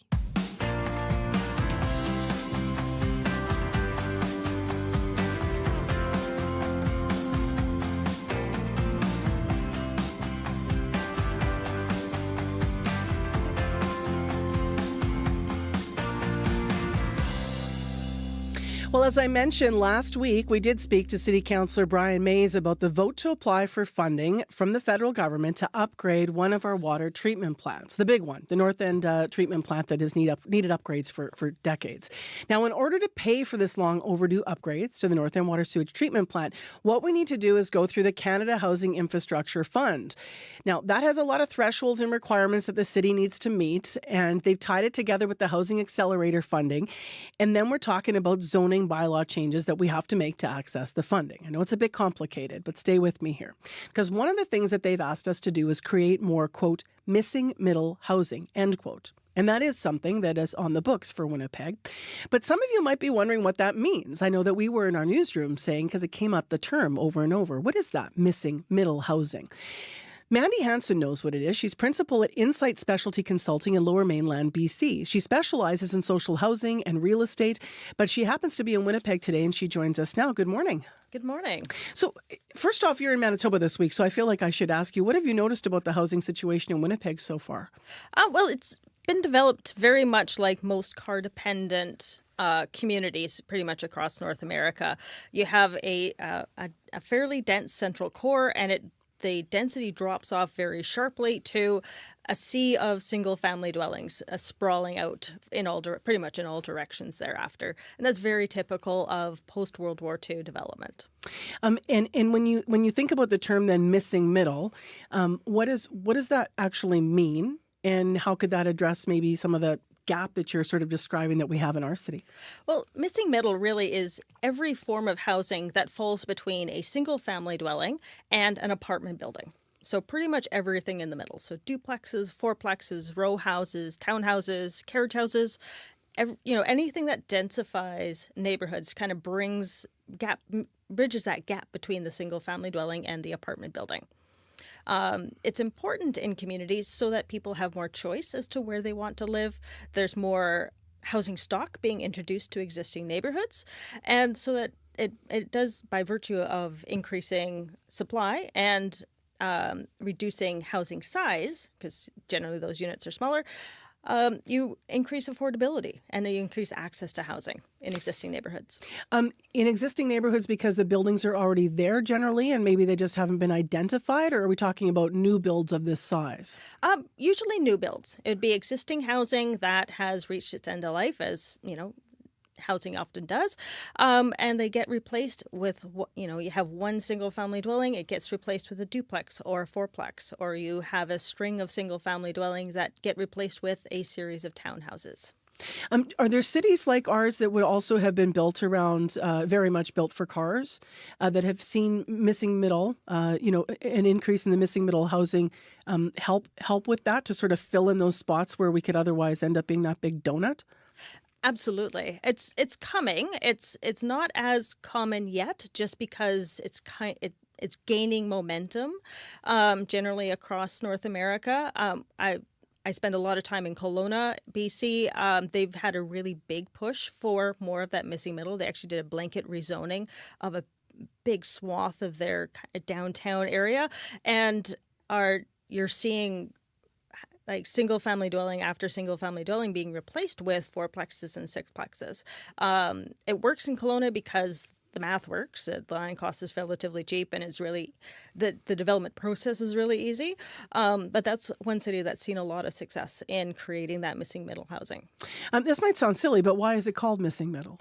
Well, it's in the middle between single-family dwellings and apartment buildings. It's pretty much everything in that space, and it's missing because it's missing. We just have not been building that type of housing in many, many decades. Pretty much the 80s is when that form of housing really put the brakes on that, just by virtue of land use policies that we made choices on back in the day. The model's been around for how long? The model's been around forever. Mm-hmm. You look at cities that grow up pre-car, it was pretty typical. You'd quite often have buildings with like commercial on the main floor and then a few apartments above. It was very, very common before the car, when you had to walk places, when you had to be close to services. So it was never not happening. We just didn't need a buzzword for it, because it was just how houses got built. This gap that we've seen is the abnormality. And the gap we're seeing is also because why? Because I guess the model's not as common in North America because we made the car king. We made the car king. We did, and we had some, that single family dwelling typology really became the primary. It was the gold standard, and it became a form of really exclusionary zoning to keep neighborhoods consistent in their character, I'll say, and really a form of exclusionary housing. Exclusionary housing. Yeah. Why is it important economically for cities to have this model? Firstly, you're reusing and recycling and repurposing existing infrastructure. Infrastructure is extremely expensive to build. You were just talking about a treatment plant in the North End. Those are extremely expensive to build. And as you sprawl outward, the more of that infrastructure you need further and further out, and generally servicing fewer and fewer units. Whereas if you're infilling, if you're rebuilding existing neighborhoods with more density, you're reusing that infrastructure that already exists. That helps build out your tax base, so you have more taxpayers in any particular location. You have more users for existing services, be they schools, hospitals, bus transit services, commercial units, coffee shops. You have more customers for your retailers. You were talking about, BC, and obviously you're here in Winnipeg and have some knowledge of our landscape here as well, our housing landscape. But then you've obviously heard the push against this. So the push is always against, that we hear often frequently from people, is people that fear density. Yes. They say it's going to change my neighborhood, it's going to change the character of my neighborhood, it's going to change parking on my street, it's just the congestion's going to be a lot more, the noise, everything that comes with congestion. What kind of pushback would you hear to this? Have you heard in other places? You mentioned Kelowna or in BC, when these kinds of models, get underway. Basically, it requires senior leadership within the city to, make a choice and to speak out against the NIMBYs and, really argue that this is best for the whole community. You can't argue on one hand that housing is unaffordable, my kids can't buy into our neighborhood, and then also say we don't need any more housing, because that doesn't work that way. If there was enough housing, then the market would function, and we'd be able to afford what we can afford, and the market would be able to supply what the market is demanding, which exclusionary zoning does not allow for that. What's your thought on more cities implementing this kind of model? And beyond BC, are you seeing what's the growth that you're seeing elsewhere? You're seeing a lot more in, Ontario's doing a lot of it. There's a big push there as well. Down in the States, obviously, there's big pushes for that as well. So really anywhere that had that car-dependent kind of typology in their landscape, they're kind of turning around on that. They're learning that this wasn't a sustainable model. You can only sprawl so far. And you need to bring people back to central services, and you need to really rationalize that infrastructure expenditure so that it's serving more people. You're getting more bang for your buck. Do you see any, I don't know if you've done any, this is not going to be a scientific question, but because obviously I don't know what kind of surveying you've done or who you've spoken to about this, but I'm curious whether or not you see any generational shifting in terms of how people would view these types of models. Because I know that, back in the day in Winnipeg, when people would think about, I'm going to get a job, I'm going to get a house, I'm going to have some land, sort of achievable dreams. You're talking about now what people would think about. And now younger generations, people will be thinking differently. They'll be like, I'll be lucky to have a house. So I wonder when it comes to something like, this concept of middle housing and even living core and wanting to walk and not have a car, I wonder if there's differences in how the generations view these types of models. Oh, absolutely. No question. The younger people are recognizing that walkability is important. Being close to your neighbors is important. And recognizing that basic premise of supply and demand that functions in a marketplace. So if they're hoping in any way to even be able to find a place to rent, let alone to buy, they're going to need to be more supply because the existing housing stock is full. People live in them. You can't kick people out to replace them. So you have to increase that supply as your population increases. And I'm seeing also a little bit with the older generation as they're realizing that they can't sustain their single family dwelling. It's getting too big, it's too much, but they don't want to leave their neighborhood. So it opens up options for them as well. They can stay in their neighborhood where they know their neighbors, where they have their routines, but just get a smaller place, something much more manageable, something where they can age in place in their neighborhood. Really appreciate you coming in and talking to us about this really important part of our series of conversations. Nice to meet you. Absolutely. Thank you. That is Mandy Hansen. She's principal at Insight Specialty Consulting. We will continue talking about this in the days ahead. Missing middle housing. It is a 7:26 a.m. We got to move on to morning sports. So Scott Regehr has been standing by and waiting. Hello to you. Hey, Marcy. So let's start with a busy night in hockey, right? Yeah, and a busy good night where Canadian teams are concerned. Calgary, Montreal, and Toronto all winning. The Leafs victory coming in Boston, where Mitch Marner decided things in overtime against the Bruins, having helped lead Canada to that gold medal recently in Beantown. I'm sure the arena there, the TD Gardens, will now be among Marner's favorites. One team fell last night from Canada, that being the suddenly leaky Oilers. The Jets, anything but leaky. They are flying high at the moment, looking for an 11th win in a row tonight. To get it, they'll have to beat the Senators in Ottawa. Ottawa, not the soft touch, Marcy, they've been in past seasons. They're in the midst of a pretty tight playoff race and look like they're going to have Brady Tkachuk back. He injured himself during the Four Nations face-off, but he was practicing yesterday saying he was hopeful about playing tonight. So lucky Winnipeg, they got to deal with Tkachuk, it looks like, tonight. Puck drop at 6 o'clock. All right, let's get to soccer, where it's not every day that this country's women's team scores 7 goals in a match, but they did yesterday. They did 7 without reply against Chinese Taipei at the Pinatar Cup being held in Spain. Marie-Yasmin Alidou led the way with a hat-trick. Jordan Haitama had a couple, while Ottawa's Clarissa Larissi tallied once. Here she is. It feels amazing. I mean, it's always so nice to win something, especially with Canada. I mean, we played so well and we deserve this. With how things are under Casey right now, it's so new and it's so fun. So many new opportunities, and I mean, we know each other and we're gelling together. And I mean, yeah, as you see today, we score a lot of goals, which is always so nice and well-deserved. Larissi amongst a group of players, Marcy being given a chance by new coach Casey Stoney, who didn't really get much of an opportunity under predecessor Bev Priestman. Another who fits that description, Carly Wickenheiser, the midfielder with her second cap for Canada yesterday. And yes, she is related to Haley. She's the hockey legend's cousin. One other footnote. Happy birthday to Kazu Miura. When I taught English in Tokyo in the mid-1990s, Marcy, Miura was Japan's biggest soccer star. He was everywhere. These days, he's not quite as much in the spotlight or as fleet of foot, but we'll forgive Miura as he prepares for his 40th professional season. The game's oldest ever pro turns 58 years old today, and he has no plans to retire soon. Wow. Let's finish with baseball and another athlete who's been around a while. Yeah, although compared to Kazumira, Marcy, the 40-year-old Max Scherzer's but a young pup. Scherzer looked pretty spry, though, yesterday. He struck out 4 in his Blue Jays debut, a Grapefruit League win over St. Louis. His manager, John Schneider, was asked what he learned about the future Hall of Famer.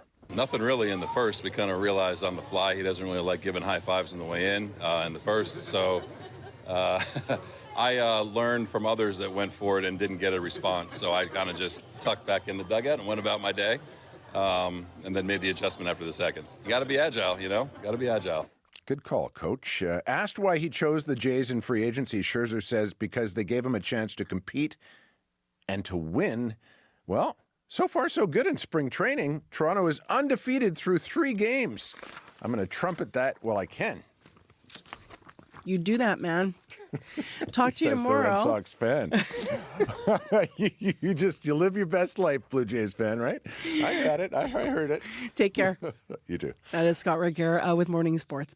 Coming up, we'll have the latest on what your morning commute has been like and what it's like out there for you if you're heading off to school. And if you are, you might be wearing pink today because it is Pink Shirt Day. Today. It's a global anti-bullying day that asks people to wear pink shirts to show that they're standing up against bullying. So how can people help who are victims? We talked to some students about that. That's after your CBC Winnipeg News. This is CBC News. Good morning. I'm Megan Ketchison in Winnipeg at 7:30. It's cloudy and -1. Increasing cloud today. We could see flurries or rain this afternoon and a high of 2.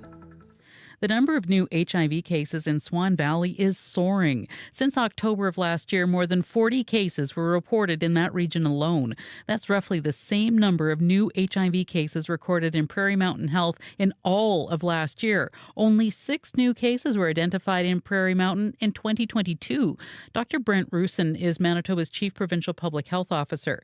He says yearly increases in new HIV diagnoses are common these days, but what's happening in Swan Valley stands out. We just know that we've seen increasing numbers in that region.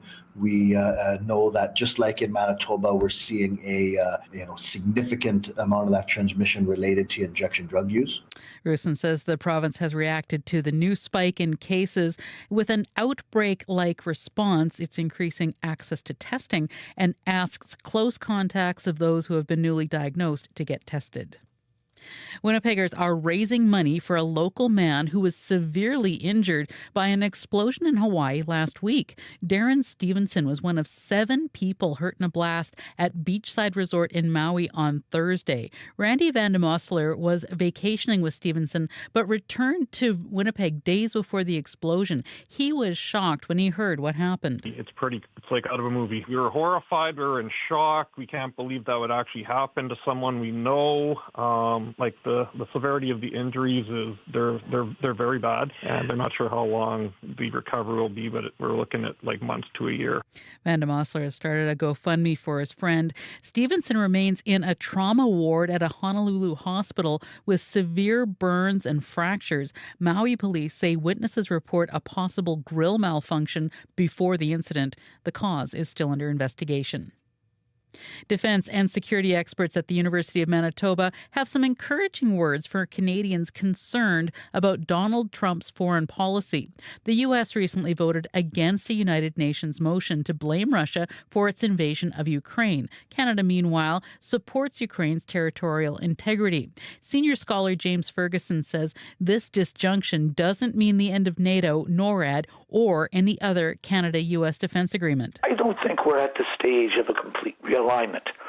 Certainly the emotional rhetoric that we've seen coming out of this government and elsewhere implies this is where we're headed down the road. Ferguson says it's important to watch what Donald Trump does, not what he says. The 4 candidates running to replace Prime Minister Justin Trudeau faced off in a televised debate in Montreal last night. One of the topics, the consumer carbon tax. Former Deputy Prime Minister Chrystia Freeland says it's not a policy she would follow through with if chosen leader. Freeland says she recognized the need for a new approach following a conversation with Manitoba Premier Wab Kinew, something she has said before. He said to me, I believe in climate action, but I've just been through an election and the people of Manitoba are telling me that the way the consumer price on pollution works doesn't work for them. Can I do a deal with the federal government where we hit our targets, but we do it in a different way? Former MP and businessman Frank Baylis, former Bank of Canada Governor Mark Carney, and former government House Leader Karina Gould are also vying for the job. Gould is the only candidate saying she would keep the consumer levy, even though she hasn't said she wouldn't increase it. The Liberals announced their next leader on March the 9th. A youth outreach worker says a lack of resources may be behind a spike in violence. The head of the Winnipeg Police Service's Organized Crime Division told a city committee yesterday there's a gang situation brewing. The Lord Selkirk West Kildonan Community Committee was told there have been 3 shootings in the area in the past 2 weeks. Dan Hidalgo is the director of the nonprofit group Community 204. He says young people need more opportunities to stay out of trouble. But a lot of these things correlate with a lack of resources, a lack of productive involvement in anything pertaining to the actual development of life skills and personal interests, and also just simply being in a state of survival mode. A lot of these youth, their basic needs are not being met. The committee was told police have found 6 firearms in possession of suspected gang members in recent days. 8 people have been arrested. And a major airline serving Canada's North is being sold to a Winnipeg company. Canada's North provide passenger and cargo service to Nunavut, the Northwest Territories, and now Exchange Income Corporation is buying the airline for more than $200 million. And we'll have more coming up at 8:30. All right. Thanks very much, Megan. Thank you. Megan Ketchison in for Heather Wells this morning. Well, it is 7:35 a.m. It's Wednesday morning. It is time for our regional forecast from CBC, and Abby Adeyemi's here with that. Good morning once again. Across the regions, we're going to see clouds come and go throughout the day. For the Red River Valley region in Winnipeg at this point, we're seeing temperatures around -1. The cloud will build throughout the day, bringing a chance of flurries or even rain showers in the afternoon. We're going to see light southwest breeze develop by the midday period, and we warm up to a high of 2 degrees. We're seeing similar conditions in the Pembina Valley region as well. Modern Altona all the way down to the border. We're seeing temperatures hover around -1, -2 at this time. A chance of flurries and rain showers also by midday in that part of the province, warming up to 2 degrees. Heading west to Brandon, temperatures around -9, -10 in the Westman region with partly cloudy skies. Expect a mix of sun and clouds today, becoming breezy this afternoon. Highs around 2 degrees. Down in Dauphin, we're looking at -4. Cloudy this morning in the Parkland region with flurries turning to a mix of rain showers or even some light snow by the noon period. Breezy this afternoon, warming up to 2 degrees. In Gimli, right now, it is 3 degrees and -3 rather, and clear. For the Interlake region, we should see the clouds roll in, bring in flurries or rain showers. It will get breezy at some points. You warm up to 2 degrees. In the Power Flin Flon, currently around -10, mostly cloudy. Expect a steady snowfall throughout the day. We've been seeing that snow off and on this morning. You should notice it throughout the day. We'll see about 5 centimeters once the system goes through. You warm up to -3. Then we move north to Thompson, where we're also seeing light snow. Temperatures around -17 at this time. Expect the snow to stay with you all through the day. You should see about 2 centimeters on the ground once the system moves through that region. You warm up to -13. Now, further north, we will see highs near -26 today. Current temperatures around -32 and clear. Plenty of sunshine in the forecast. However, that's not going to be getting warm with the northwest breeze making it feel colder. The wind chill this morning actually feels like -43 for folks in that part of the province. Frostbite remains high, so take care of yourself. In summary, expect increasing clouds and chance of flurries or rain showers down south, and up north we're going to see steady snowfall in the Power Flin Flon all the way to Thompson. That would continue for most of the day. So if you compare Winnipeg to the northern part of the province, I think it's milder down south than it's harsher up north. All right, thanks, Abby. Thank you. Corey Funk, we do have an incident out around Highway 52, right? Right. So all morning, eastbound Highway 52 just outside of Steinbach has been closed. What we know is that there's been a collision there involving several vehicles that has eastbound Highway 52 closed. We don't have any more details on that right now, but you can get into Steinbach on Highway 52 if you're heading eastbound. So that's all we know, and that seems to be the only kind of major issue that we've heard out there on the roads right now here in the city. Just heads up that the sidewalks, bike lanes might be a bit slippery this morning. But if you see anything else going on out there, if you have an update on that or anything else you're seeing, give me a call on the CBC commuter line. That number 204-788-3093. All right. Thank you very much, Corey. Thank you. 22 minutes to 8 o'clock now and next on CBC. If you haven't left the house and you need something to wear, how about choosing pink today? Today is Pink Shirt Day. I got my pink sweater on. It's the last Wednesday it's honored on the last Wednesday of every February globally. It's part of an anti-bullying movement that's celebrated both in Canada and in New Zealand specifically. CBC's Jim Agapito spoke to some students outside a Winnipeg school about it to ask what bullying is like at school today and also what can be done to help. Hi, what's your name? Dallas, grade 10. Have you ever seen any bullying happening in your school? Yes, I have. And what happened? It's usually just like kids picking on smaller kids, or like fights will happen over like just like the smallest things, and race, like not really race, but just in general over like super small things. So what do you do when you see something like that happening? I try not to get involved. I try to stay out of it, but if I realize the kid is getting like hurt really bad, I'll try to help him the best I can, but I try to do my best. Hi, Steve. And what grade are you in? 10. Have you ever seen any bullying happening at school? Yeah, sometimes, but it's not really like in school. It's mostly like online. Online? So what happens? It's just like, I don't know, people just mostly get bullied online rather than like in person. It's really sad that like people can't really do anything about it, and like they try to like do something about it, but nobody like really seems to care, because everyone's like, oh, like we're dealing with our own problems and stuff, so they don't really like take into consideration like what's actually happening to the person that's being targeted. So I don't know, they like try to reach out for help, but nobody really in the school does anything about it. My name is Mohammed. And what grade are you in? I'm grade 11. Now, question for you. Have you seen any bullying happening in school? Not directly, but sometimes when I play sports, I see like people targeting other people like in sports based off like beef they have with each other, but like not bullying directly, no.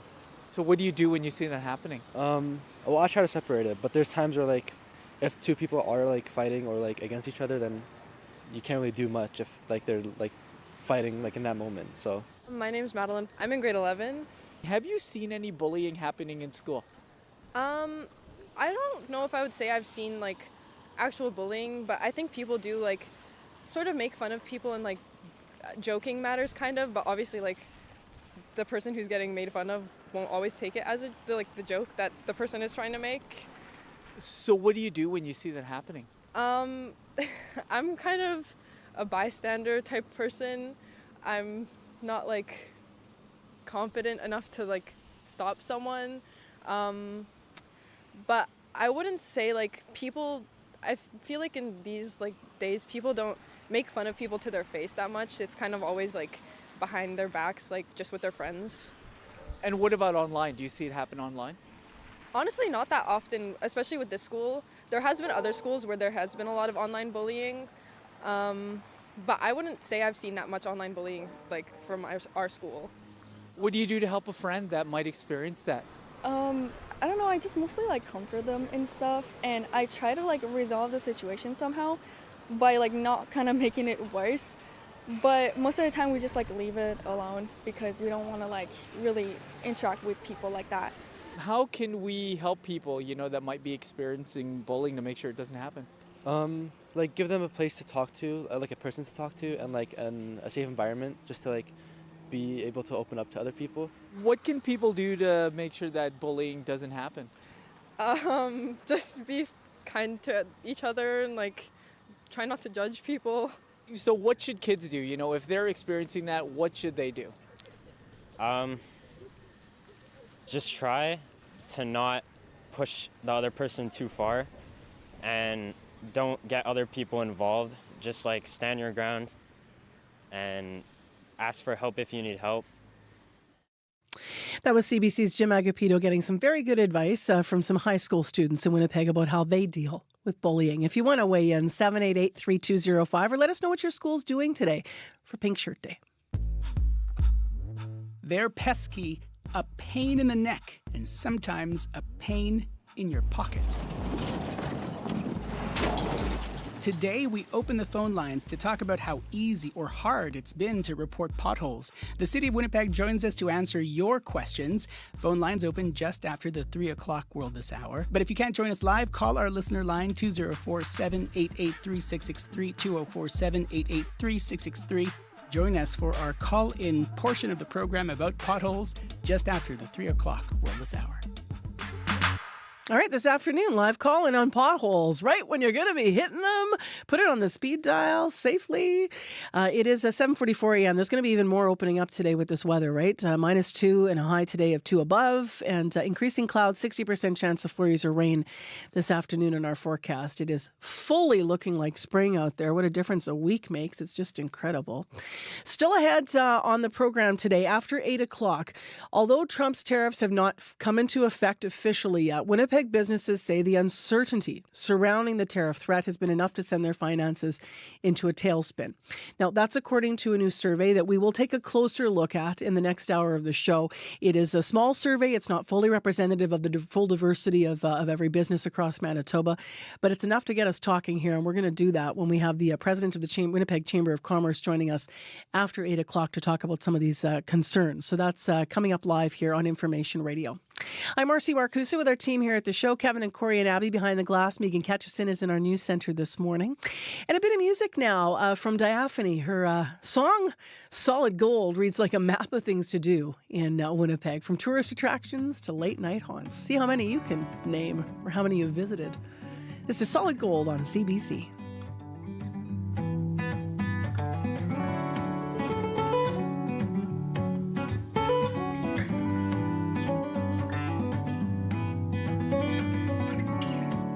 Singles at the Woodbine, dancing in a grapevine, taking boys that are not mine. Circling the Goodwill, trying to find a spot that's free. I keep looking until City Hall, Central Park, Solid Gold. After dark.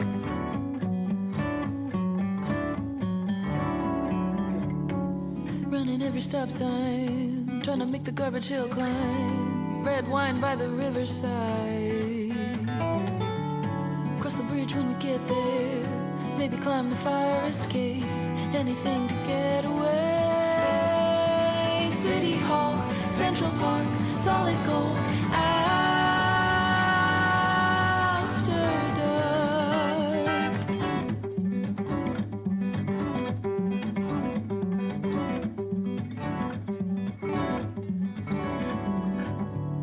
Playing chicken on Sherbrooke. Maybe hit a karaoke bar. We don't have to go too far. Don't you know this is for fur? No one ever calls a chauffeur, and it all becomes a blur. City Hall, Central Park, Solid Gold. After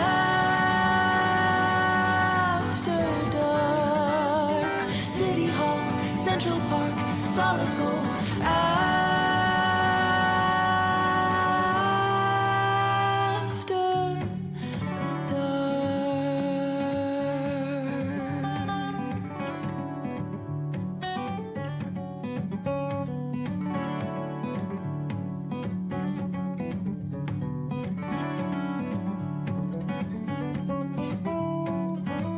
Diaphane out of Winnipeg and Solid Gold from her latest EP of the same name. I'm Marcy Marcusa. This is CBC 89.3 FM, 990 AM on the app and YouTube. Great to be back with you after a little bit of time under a flu fog. I think a lot of people have been sick, right? It's just been crazy out there. Melting continues in Winnipeg. I just want to mention that there is quite a big incident that we are hearing about, and we do have confirmed on our listener lines at least. Julie called our traffic line saying Highway 52 eastbound is closed for a multi-vehicle incident. And so that's as much information as we have about what happened there out around Steinbach. So that's Highway 52 eastbound. Parts of it's going to be closed. 788-3093 if you want to update us. And just also that reminder to be careful if you're walking out there this morning, because you'll be walking and it'll be like wet, and then all of a sudden you might slip on some patches of ice. It's that kind of a morning. We've got spring weather now on our hands, of course. Well, next on Information Radio, a group of Winnipeggers is determined to stop fires from destroying their neighborhood. Last night, a group of North End residents gathered to discuss arson prevention. Now, it's not just a safety concern, it's also about preserving the history of the area, as many of the fires are taking place in these old vacant buildings we've been discussing. Now, ahead of the meeting, we did talk to one of the organizers, Michael Redhead Champagne. He's a longtime community advocate with North End history. He shared with CBC why he wanted to have the discussion with community members last night. We're having a rough time right now in the North End of Winnipeg. We are regularly dealing with older buildings that are going up in flames, and it's just feels constant. And it's happening on our bigger streets as well, so Selkirk Avenue, Main Street. Mm-hmm. And when we see these things happening, it really impacts the whole neighborhood, not only because there's a missing building and there has been arson, but because folks maybe have been hurt in that situation, and building owners are now reeling, and the community has one less service. We have a North End spirit, and that North End spirit means we stand up and we work together to try our best to confront the challenges that we're facing, even when they seem impossible. Seem impossible. Well, that was Michael Redhead Champagne speaking with guest host Margot Watt on Information Radio yesterday. Now, Natalie Smith lives in the North End and was at last night's meeting and is in studio this morning. Good morning. Good morning, Marcy. So let's give some context here. I know you ran for office before, so you care deeply about your neighborhood, about the city. But how long you lived in the North End? I think I just calculated the other day about 9 years now. So Yeah. I'm an adopted member. I'm a recent transplant, but I really love the neighborhood, and it's really accepted me. It's a wonderful place to live. It really is. Are you right in William White or North Point Douglas, or whereabouts, like more or less? St. John's, which is just north of William White, so Yep. still a part of the old North End neighborhoods as it's known, but Yep. it's a big area. How'd last night's meeting go? What was the tone of it overall? Excitement, but also, concern about what's happening in our neighborhood. Last night was really sort of like a pre-meeting for our big gathering that's going to be taking place actually not this Saturday, but Saturday, March 8th from 1:30 to 3 at 90 Sinclair, Sergeant Tommy Prince Place. So we're going to ask folks from the community, people who are connected to the community, anyone that wants to help to come out to that meeting so we can really develop a plan as a community on how to fight this issue. Things have ebbed and flowed before in terms of fires, which is what we're talking about right now. How does this compare to past concerns? Like when you think about what was shared last night, what is top of mind in terms of what people are saying the worries are?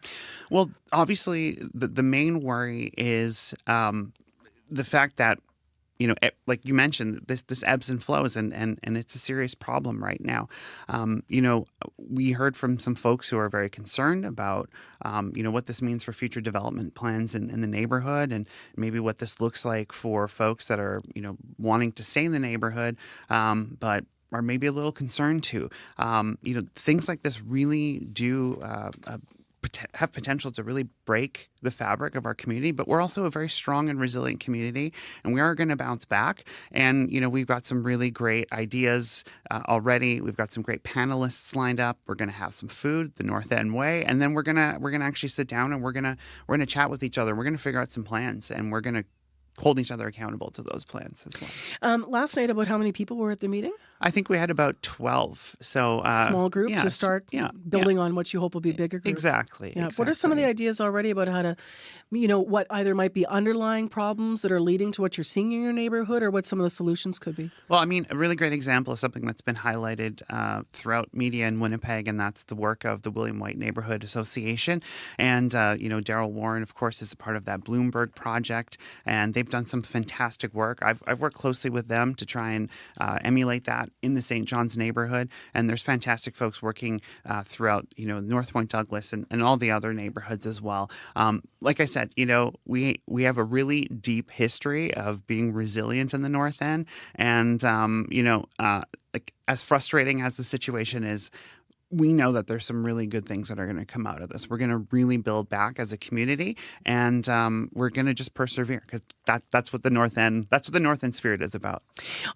Why you raised, there's the worry that people might be leaving because of some of these incidents. Is that something you've been hearing, that people are starting to get? Why would they leave? I think the concern is, especially when it comes to things like businesses, there's obviously a lot of concern. We're hearing from a lot of folks that they're not being able to get insurance, for example, and that's a lot to take on as a business. When it comes to our residents, one of the things that we're also really trying to accomplish with this process is also the fact that we have a lot of folks in our neighborhood that really need that support, whether that's with affordable or actually, affordable housing, or whether that's with jobs. And, I think there's a lot of opportunity for our neighborhood to be a real hub for social innovation, like social enterprises and co-ops. It is the International Year of the Cooperative, for example. This is great investment that we could keep in our neighborhood. And when we build up the economic engine of our neighborhood, that's going to help support the businesses that already exist, but also help keep people in our neighborhood as well. We got to keep the money, and we got to keep the jobs, and get some really good quality housing as well. What are the supports looking like for people that might be living in poverty, or some of the youth supports? Have you noticed are there changes there? Have there been decreases there in terms of the supports that are there? There's so many amazing nonprofits doing that work. I can't speak to what, budgets and funding is like, but, I know from experience of working with some of these groups that, a lot of that money can fluctuate on a year-to-year basis. So, if we had more steady, funding for these programs, and, we really let people these are, the people working in these programs are the experts, and a lot of them have their own experiences in this. And if we can really support them do that work, I think we could see some real improvements there. I know we're in sort of the big picture look at almost even some of the underlying poverty, and we've even been hearing in the news this morning warnings of recent spikes in violence and stuff in your neighborhood. But to the arson piece, I'm wondering, on your own street, I understand you experienced arson. How does that impact you and your neighbors, I mean, it's frustrating. There's only so much that you can do. But at the same time, like in a weird way, it's also helped us kind of develop stronger relationships. And so, obviously this is a very frustrating situation. I've mentioned that. But we are a community that is based on, talking to one another and being, a really relatively close community. And these sorts of issues come up from time to time, and it makes our community stronger. It'd be great if we wouldn't have to deal with these issues, but it's just it's something that we're just used to. Like historically, that's been what the North End has been about. Do you start looking out for each other though? Like how important is it the community be involved in a way, or be vigilant maybe when it comes to combating arson in the neighborhood right now? Yeah, I mean, there's a few of us, for example, that there's a property in our block that's a concern, and we stay connected, we communicate with each other constantly, send emails, texts. If anything happens overnight, we let each other know. So we're really good at connecting and being vigilant and making sure that if there's anything that's concerning, that we're working together as a community on it. Do you feel that you're being heard from the levels, of government that could maybe help you in this? Like when you say there's a property you all know is of concern, so is that do your councillors know that they identify these spaces that? Yeah, I mean, like I said earlier, Darrell Warren and the William White Residents Association have done a really good job really highlighting this issue. They've done a lot of work bringing this to the mayor's office, and are reaching out to other levels of government. Based on that, it feels like there's some progress being made. There is a lot of work to be done still. I think that I hope one of the things that will come out of this meeting is maybe a bit of a plan that a stronger plan that we can bring and show like the work's being done, but here's an even better way of doing it. And I hope that will, whether that's the mayor's office or the premier's office or, wherever that is, it's a big concern. Obviously a lot of talk about tariff and economic stuff happening in the next hour, I heard. So, we can invest in our communities and we can strengthen our economies on a smaller level, but that will improve the health of our communities. Leave us with, obviously, March 8th, you said? March 8th, yeah. Okay. 1:30 at Sergeant Tommy Prince Place. That's 90 Sinclair Street. Okay. And, like I said, we're going to have some panelists, some food, and we're going to really start hashing out a plan as a community. In a bigger way. Yeah, it's going to be really exciting. Really appreciate you coming in to tell us about the start you made last night, Natalie. Thank you very much. Thank you so much, Marcy. That's Natalie Smith. She's a resident of Winnipeg's North End. March 8th is their big meeting coming up to look at the issue of increasing arson in their neighborhoods, I should say. It is 2 minutes to 8 o'clock, and first, Megan Ketchison is here to talk to us about headlines. Well, Winnipeg police are warning about a recent spike in gang violence. The head of the Organized Crime Division told a city committee officers have been to a number of shootings in the past 2 weeks. And Chrystia Freeland says it was a conversation with Manitoba's premier that made her start to think differently about the consumer carbon tax. And we'll hear more at 8:30. Have an update here. Michelle called our commuter line. That collision eastbound south perimeter between 59 and Highway 1 in the left lane. No emergency vehicles on scene yet, but it's getting backed up. Stay right to pass. Also, eastbound Highway 52 still closed as far as we know. It's going to melt more in Winnipeg today as we rise to above zero. We're going to be at 2 degrees today in the city. Still ahead, the Winnipeg Chamber of Commerce on tariff threats.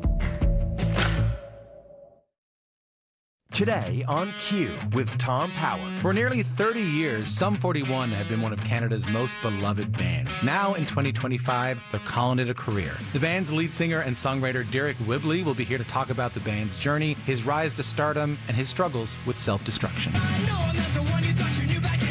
That's coming up on Q, followed by Commotion with Elamine Abdel Mahmoud on CBC Radio 1, the CBC Listen app, and everywhere you get your podcasts.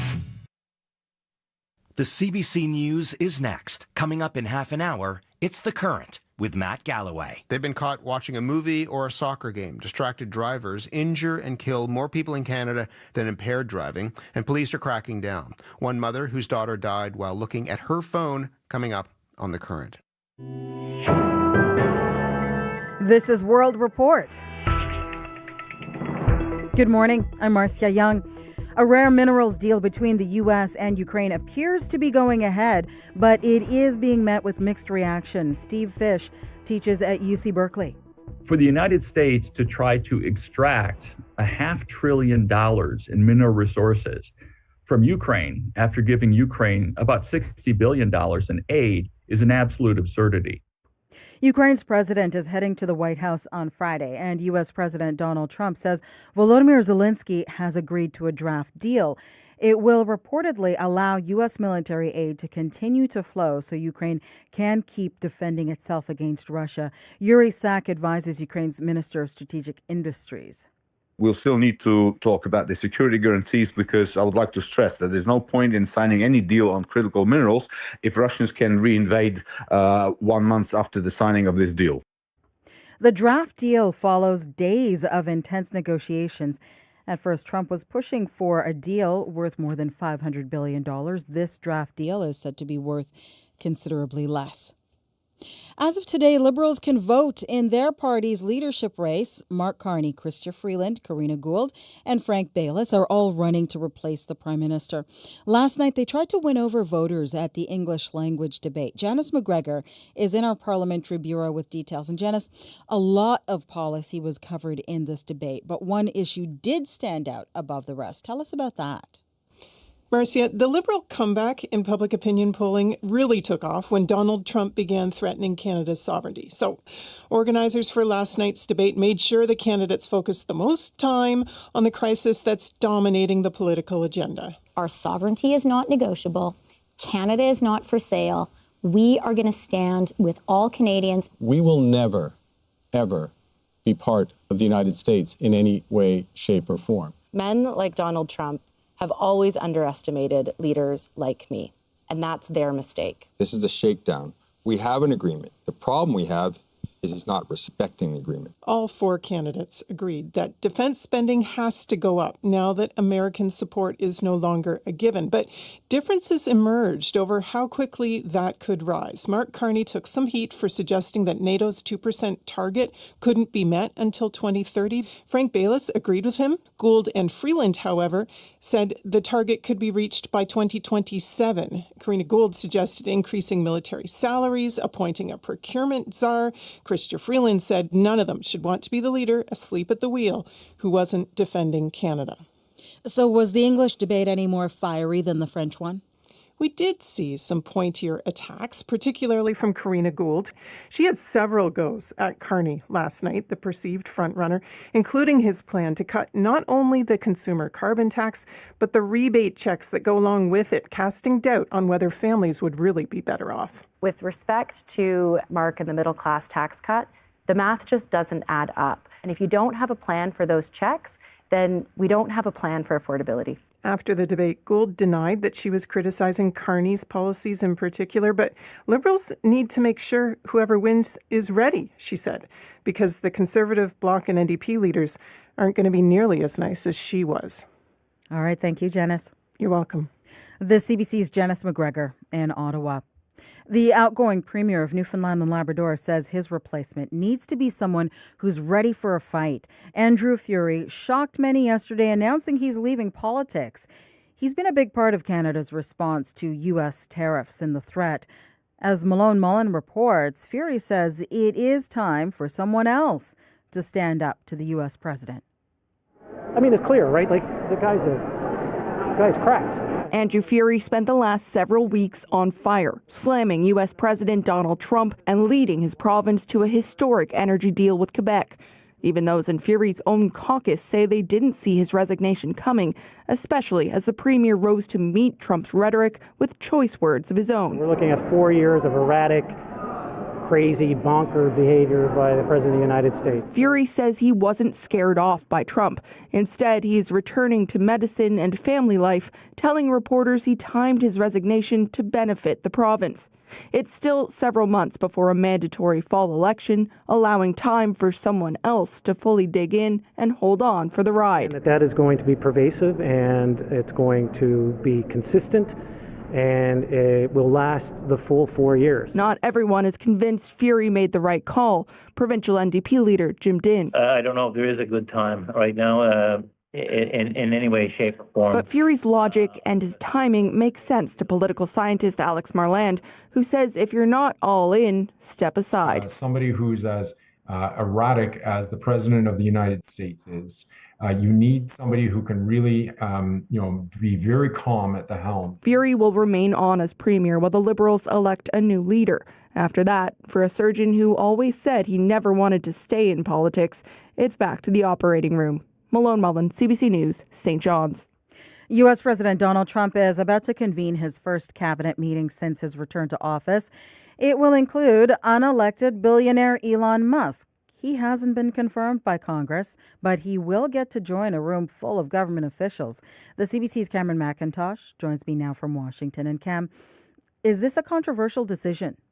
So yes, the so-called first buddy, Elon Musk, is never too far from the president, it seems. He will be there, although he's not in the cabinet. Now, his Department of Government Efficiency, DOGE, is shutting down government departments, firing thousands, and causing lots of fear and confusion. Now, this is a cabinet full of people whose qualifications are being questioned, but none more so than Musk right now. White House spokesperson Caroline Leavitt says Musk should be there as DOGE crosses all departments.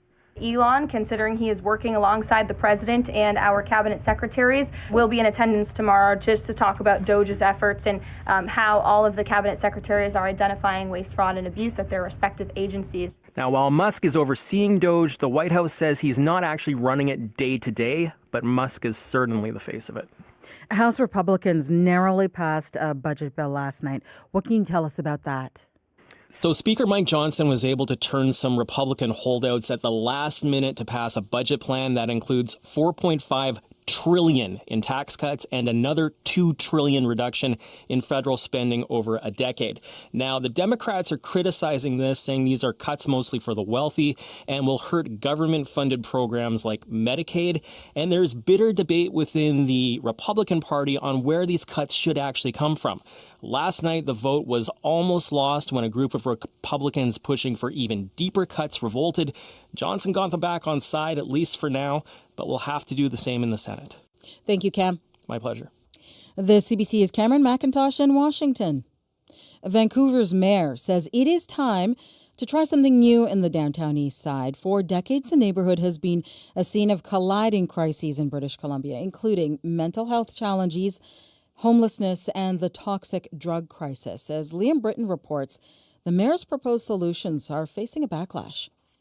Mayor Ken Sims says organized crime is rampant and housing is decrepit. That is not dignified, and that doesn't actually help people that need the help. His plan for the neighborhood calls for a crackdown on gangs, attracting more businesses and market value homes, while at the same time freezing the construction of net new social housing. A number of neighborhood and Indigenous advocates are critical of the plan, especially the pause on social housing. Rebecca Bly, one of the councillors in the mayor's party, spoke out against it and got the boot. She is now an independent. So no net new supportive housing units essentially means that there's no new units coming online for the hundreds and hundreds of people who currently sleep on the street. But Jess Ketchum with Save Our Streets, a coalition of community and business organizations, says the plan has positive ideas. More boots on the ground is really important. We're dealing with the gang level activity. Former Mayor Sam Sullivan argues concentrating people in the downtown east side has not worked. When people are surrounded with normal, healthy people, they become normal, healthy people. When they're surrounded with chaos, they become chaos. A motion from Mayor Sim to formally pause the housing is on today's council agenda. Bly has put forward a motion to get more info about what the hold would mean. Liam Britton, CBC News, Vancouver. Exactly 1 week ago, we told you the story of more than 150 false killer whales stranded near Tasmania. Today, we have a good news story off the waters of Monterey Bay, California. Captain Evan Brodsky caught sight of a superpod He spoke to ABC. This was just such an incredible sighting just because of the amount of dolphins that were there. It was astonishing. By sharing this video, I hope to inspire people to come see these dolphins wild and free in their natural habitat. The pod contained nearly 3,000 dolphins, including northern right whale dolphins, which makes it especially rare. And that is World Report. I'm Marcia Young.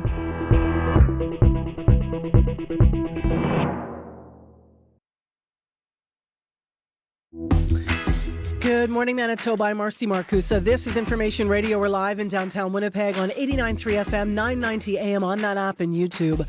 Another day with a lot of melting. More potholes are going to open up for sure. A high of 2 degrees, and more on the weather in a moment, and also on a traffic incident that's been developing around Steinbach, so stay tuned for that. This half hour on the program, this winter has been one of extreme cold, and then we get these, milder temperatures. That might mean that you have quite a headache. We're going to hear more about why migraines increase at this moments of this, at the weather. In addition, this half hour on the program to much more serious issues. Trump's tariffs have not yet come into effect yet. But one organization says they're already having an impact on Winnipeg businesses. So we're going to find out more when we talk to the president of the Winnipeg Chamber of Commerce and a recent survey they did of some businesses. Stay tuned. Right now, Megan Ketchison is in for Heather Wells and has other headlines. Good morning. Good morning. Well, Winnipeggers are raising money for a local man who was severely injured by an explosion in Hawaii last week. Darren Stevenson was one of 7 people hurt by a blast at a beachside resort in Maui on Thursday. Stevenson remains in a trauma ward at a Honolulu hospital with severe burns and fractures. And a major airline serving Canada's North is being sold to a Winnipeg company. Canada North provides passenger and cargo service in Nunavut and the Northwest Territories. And we'll have more coming up at 8:30. All right. Thank you, Megan. You bet. Let's get into what's happening first with traffic, actually, because there's developments there, if that's okay, Abby. Usually we start with weather, but Corey, you actually have some updates, I think, on Highway 52. Yes, so all morning, Highway 52 eastbound, just outside of Steinbach, has been closed. We have some details on what happened there. We reached out to RCMP, and we heard it happened around 6 a.m. They got a call about an individual being hit by a vehicle, and RCMP believes that the person struck was assisting a vehicle that was stuck in the snow, and then they were struck while they were helping a vehicle stuck in the snow. We don't have any other details at this moment, but we know that you can't go down eastbound Highway 52 just before Steinbach, as emergency crews tend to that incident right now. Also, we've also heard about another collision on the eastbound south perimeter between Highway 59 and Highway 1. There's kind of that corner there. Got a call from Michelle. She said it kind of catches you off guard. There's been a collision in the left lane. No emergency vehicles on scene, but if you should just stay right to get around that, because there are some big backups around there right now. If you see anything else going on, do give me a call on the CBC commuter line. That number 204-788-3093. Corey Funk, thank you. Thank you. And now, Abby Adiyemi, this warm forecast. Across the province, the northern regions are seeing more snow this morning, while down south it's more like mild with a mix of sun, clouds and showers possible. For Winnipeg, we're already seeing some sunny breaks out there. The cloud will move in later, bringing a chance of flurries or light rain this afternoon. It gets breezy by the midday points. We get to a high of +2, and then tonight mostly cloudy conditions. Right now it is -1. We warm up to 2 degrees.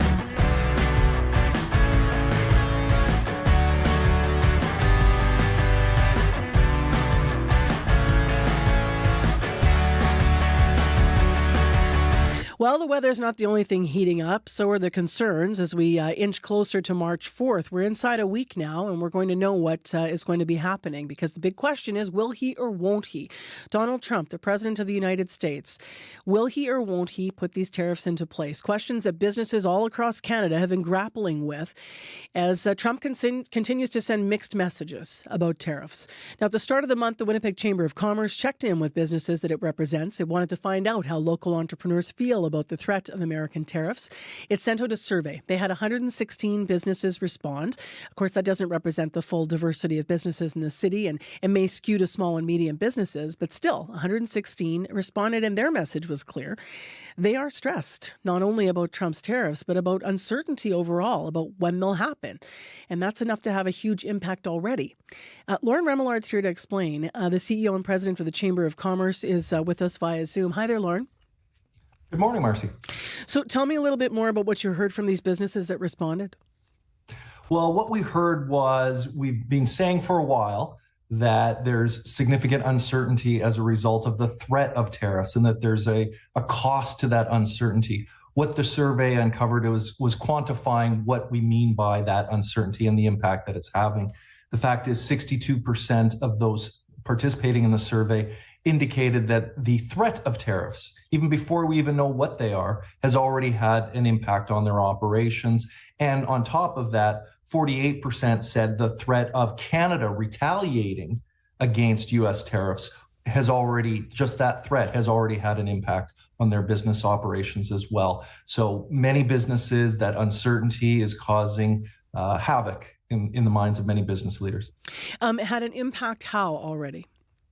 Well, impact in terms of making decisions as to finding suppliers outside the United States if they're importing goods into their manufacturing process, trying to find new markets if they sell exclusively into the United States, taking a look at their cash flow if they anticipate that there's going to be a financial impact, of which 72% of participants did say that is the number one impact right now is a financial impact. Taking a look to say, do we have to perhaps absorb some of the cost of those tariffs rather than passing them on to those that we're selling into the United States? So definitely those are ways that we're seeing it already starting to manifest for businesses. In terms of how businesses are also thinking about how this could potentially affect jobs in our province, what did they share about that? Right now, business is trying everything it can to stabilize their workforces, provide reassurance as much as anyone can in this environment that is the lowest option on the table for many businesses. Only 22% of those participating indicated that they're taking a look at workforce adjustments as an impact of the threat of tariffs.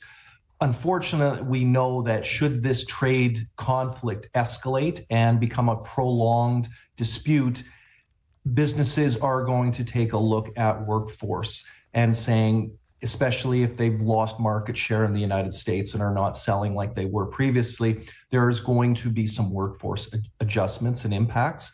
But right now, business is doing everything it can. Finding good talent remains the number one issue for our members outside of the tariff discussion. So once you have a great team, you want to do everything you can to retain them. And that is the priority for business right now. When we had the business report on, looking nationally this morning, Chrisley Ramlakan joins us every morning, and she was looking provincially. And made no bones about it, that those of us that are in the middle of the country and here in the prairies, and Manitoba's included in this list, we could see the steepest impact from this. The Premier was on our show live last week. We were on the floor over at Peerless Garments, and he said, you're right to be here. Manufacturing is the area that we're concerned about. I asked him about measures that he's already thinking about putting in place to help businesses. What do you understand from businesses? Maybe, I don't know if that was part of the survey, but what have you been hearing maybe even from Winnipeg businesses about what they would like to see in terms of supports to get them through should this all happen next week? Well, there's a number of options that we presented to our members. And right now, of course, the primary focus, the number one option people want to see continue is the advocacy. Continue to see our political leaders down in Washington meeting with their counterparts, pressing the case for not that the impact to Canada. Let's be very clear. When we're on Capitol Hill, what resonates for elected leaders there is what will this mean to their voters in their communities, in particular in red states, let's be honest. But so continue the advocacy. For business leaders, we need to make sure that we're reaching out to our counterparts in the United States and predominantly the U.S. Chamber of Commerce, which is the world's largest business organization with over 200,000 members, and they have come out and said that they are opposed to these tariffs. So we need to lean into those relationships even more. But from a government support perspective, definitely we're taking a look at some pandemic era type of supports, but definitely no one's looking for that on a long-term basis. Provincially, we've been in discussions with the province, taking a look. Some of the ones that would be impacted the most by tariffs are the ones that are paying the most towards the payroll tax. So looking at some tax relief in those ways to help ensure companies have both the cash flow and the ability to hold on to their workforces. We've talked a long time, interprovincial trade barriers. We know that if we eliminate interprovincial trade barriers, the net impact to the economy would be almost equal in a positive way to the loss brought about by U.S. tariffs. So we need to break down these barriers within the country. And then longer term, and we've been talking about this unfortunately for decades, we need to diversify our markets. It's great that we have this continental connection to the United States of America, but we need to explore other markets in a much more meaningful and strategic way. So let's lean into that a little bit, because I know we can't go back in time, and we're on the threshold of something extremely serious here. We need to stay united. However, if we have been talking about for decades needing to diversify our markets, and Manitoba maybe has not done a good enough job at that, or where would you say we've missed opportunities that maybe now is the moment where you're going to say, okay, listen, we've been saying it for years. Look here, let's do this. This is where we can, make sure that our economy sustains.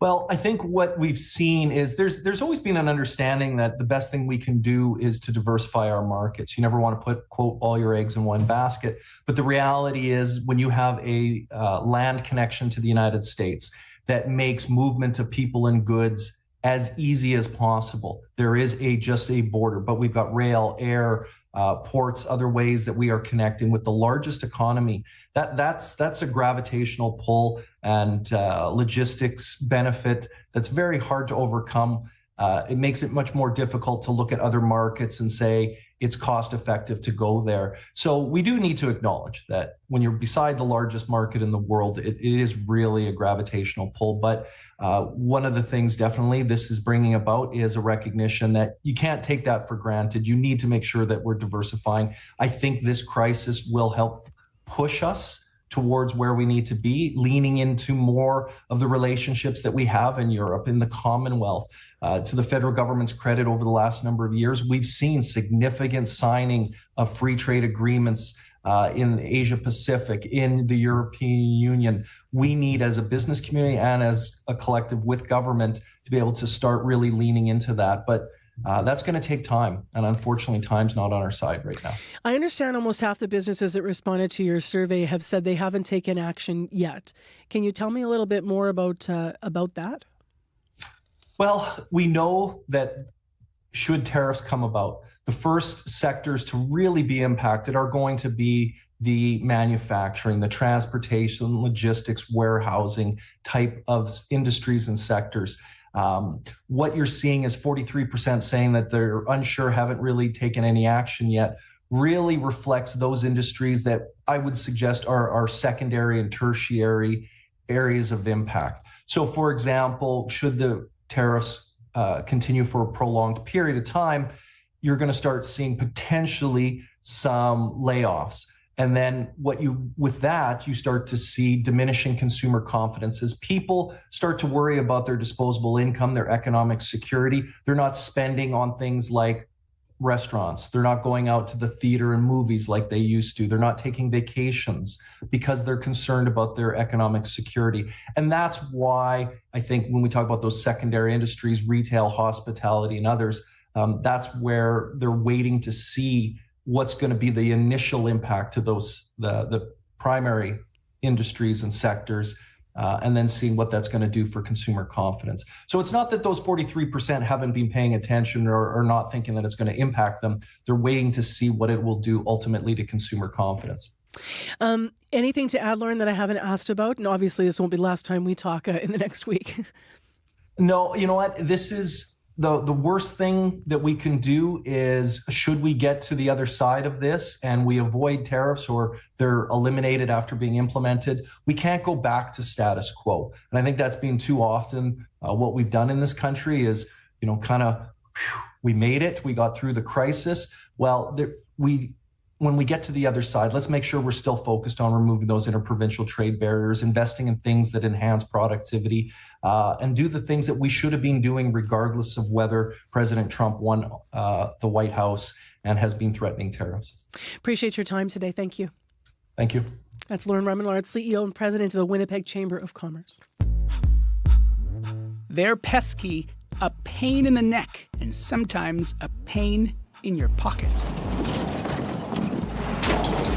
Today, we open the phone lines to talk about how easy or hard it's been to report potholes. The City of Winnipeg joins us to answer your questions.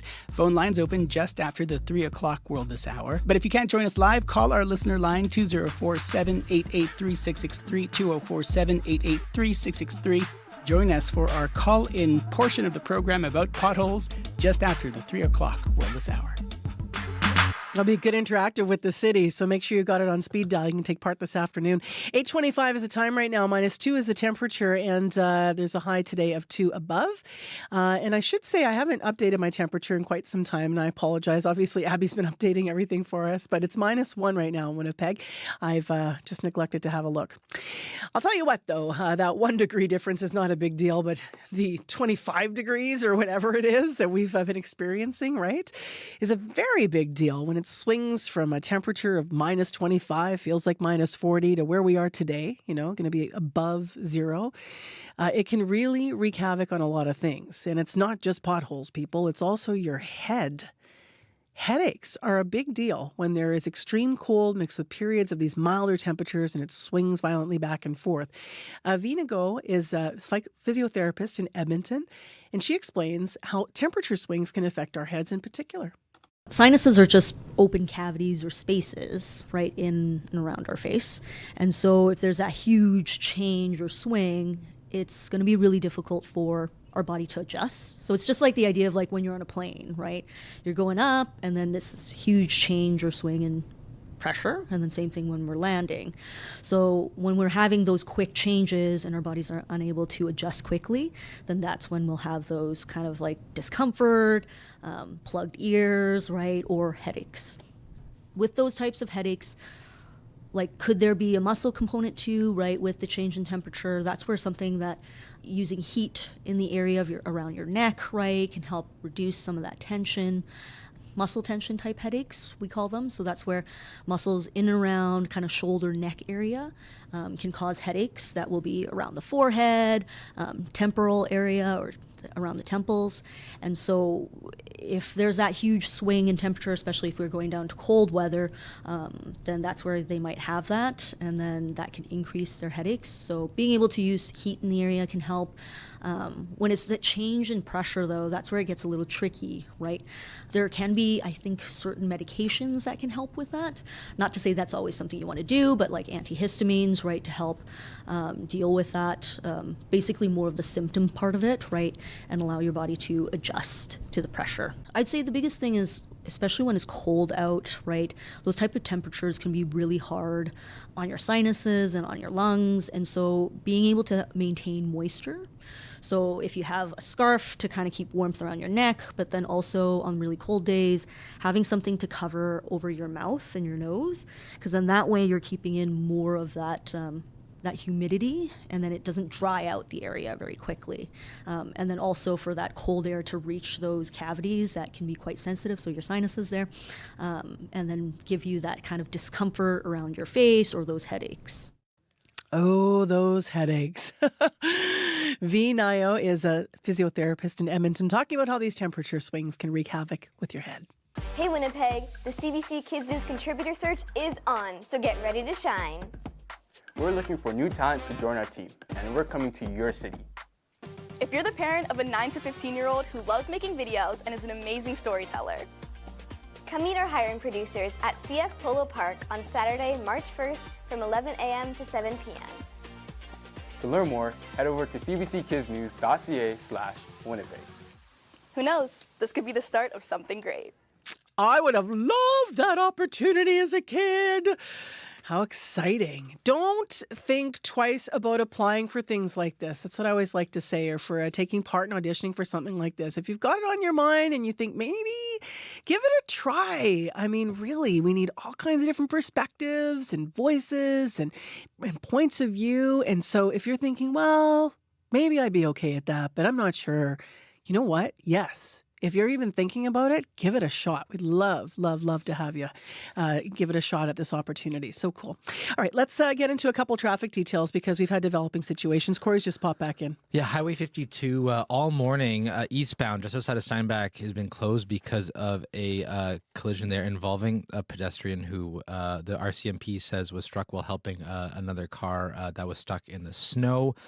So avoid that if you can, if you do take Highway 52 to get into Steinbach. As well, I heard about the south perimeter eastbound between Highway 59 and Highway 1. There's been a collision in the left lane, so keep right to get around that. I got a call from Michelle on the commuter line about that. No emergency vehicles on scene, at least half an hour or so ago when she gave us a call about that. If you have any other updates, give me a call, 204-788-3093. Thank you, Corey. Thank you. Your CBC Winnipeg News is up next.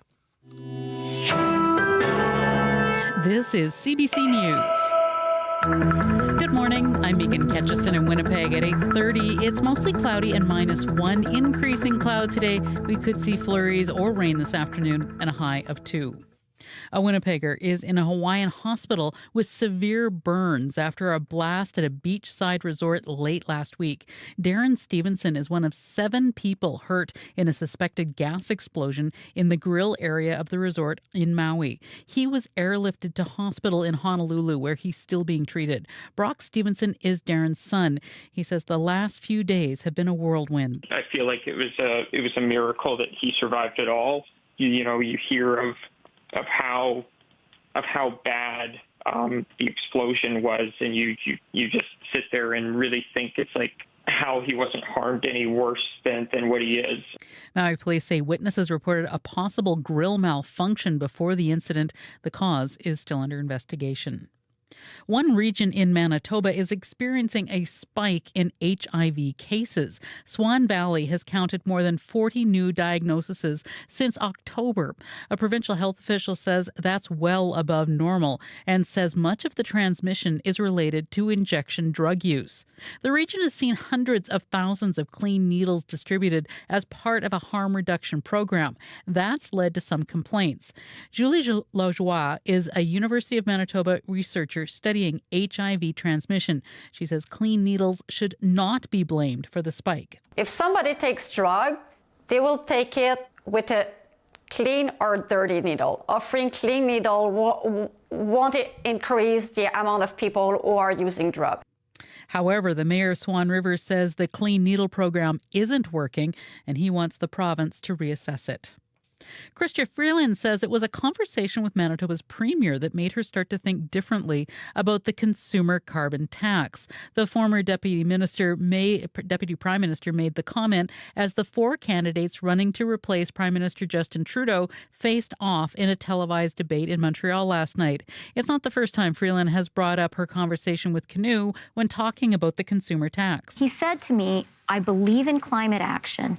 But I've just been through an election, and the people of Manitoba are telling me that the way the consumer price on pollution works doesn't work for them. Can I do a deal with the federal government where we hit our targets, but we do it in a different way? The Liberals announced their next leader March 9th. Former MP and businessman Frank Baylis, former Bank of Canada Governor Mark Carney, and former Government House Leader Karina Gould are also vying for the job.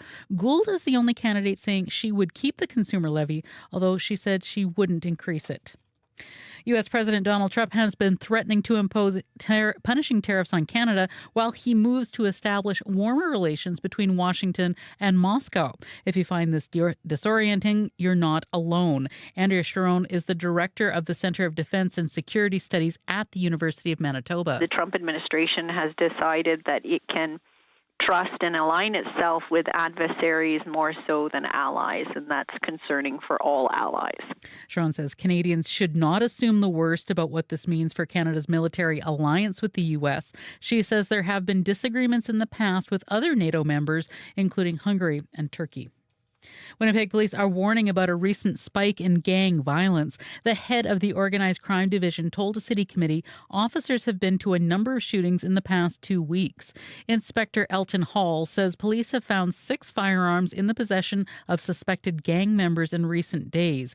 8 people have been arrested. Hall told the Lord Selkirk West Kildonan Community Committee yesterday the Guns and Gangs unit has been notified. I will bring to the attention we've had 3 shootings in our area in the last 10 to 12 days. It appears we may have a gang situation brewing. One person was taken to hospital. Another was arrested after a daytime shooting last Wednesday in the William White neighborhood. Police have not released any details about the victim or announced any charges in that incident. And a Winnipeg-based company is buying one of Northern Canada's major airlines. Exchange Income Corporation says it will purchase Canadian North for $205 million. Canadian North offers passenger and cargo service in the Northwest Territories and Nunavut.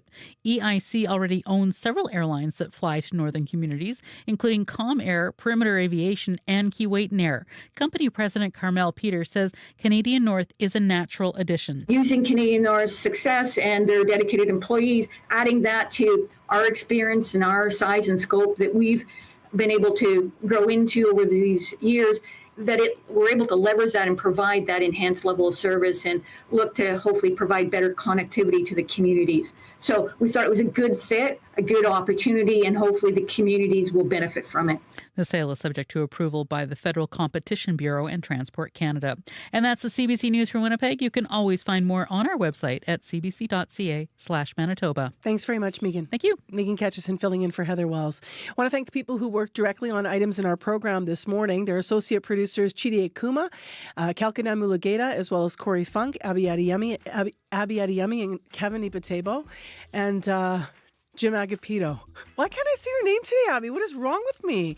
It's the medication. This morning I called you Corey. Side Weird. effects. Side effects. Yeah. I'm honored. I know. 4 days in bed. It's like I forgot my best friends. Okay, what's going on? You want to do the traffic update first, Corey? Sure, yes. No, I'm calling you Abby. Since 6 a.m. this morning, the eastbound Highway 52 has been closed just outside of Steinbach because of a collision involving a pedestrian. So you can't get eastbound into Steinbach from Highway 52 this morning. Also keep an eye out on the south perimeter between 59 and Highway 1. The left lane is closed because of collision there. Very slippery. Getting calls from people just to look out and give yourself some extra time to brake. All right. Thank you, Corey Funk. Thank you, Marcy. Abby Adiyemi. It's time for the weather. The sky gets a little bit moodier today with a chance of flurries or light rain in most of the regions. Up north, we're going to see snow. Some regions will see 5 centimeters once the system goes through. All right. Thank you. And big thanks to Margot Watt, who was here filling in for me as I was off, Phil. So take care and be well, everyone. And the current's coming up next. We'll talk to you tomorrow on CBC.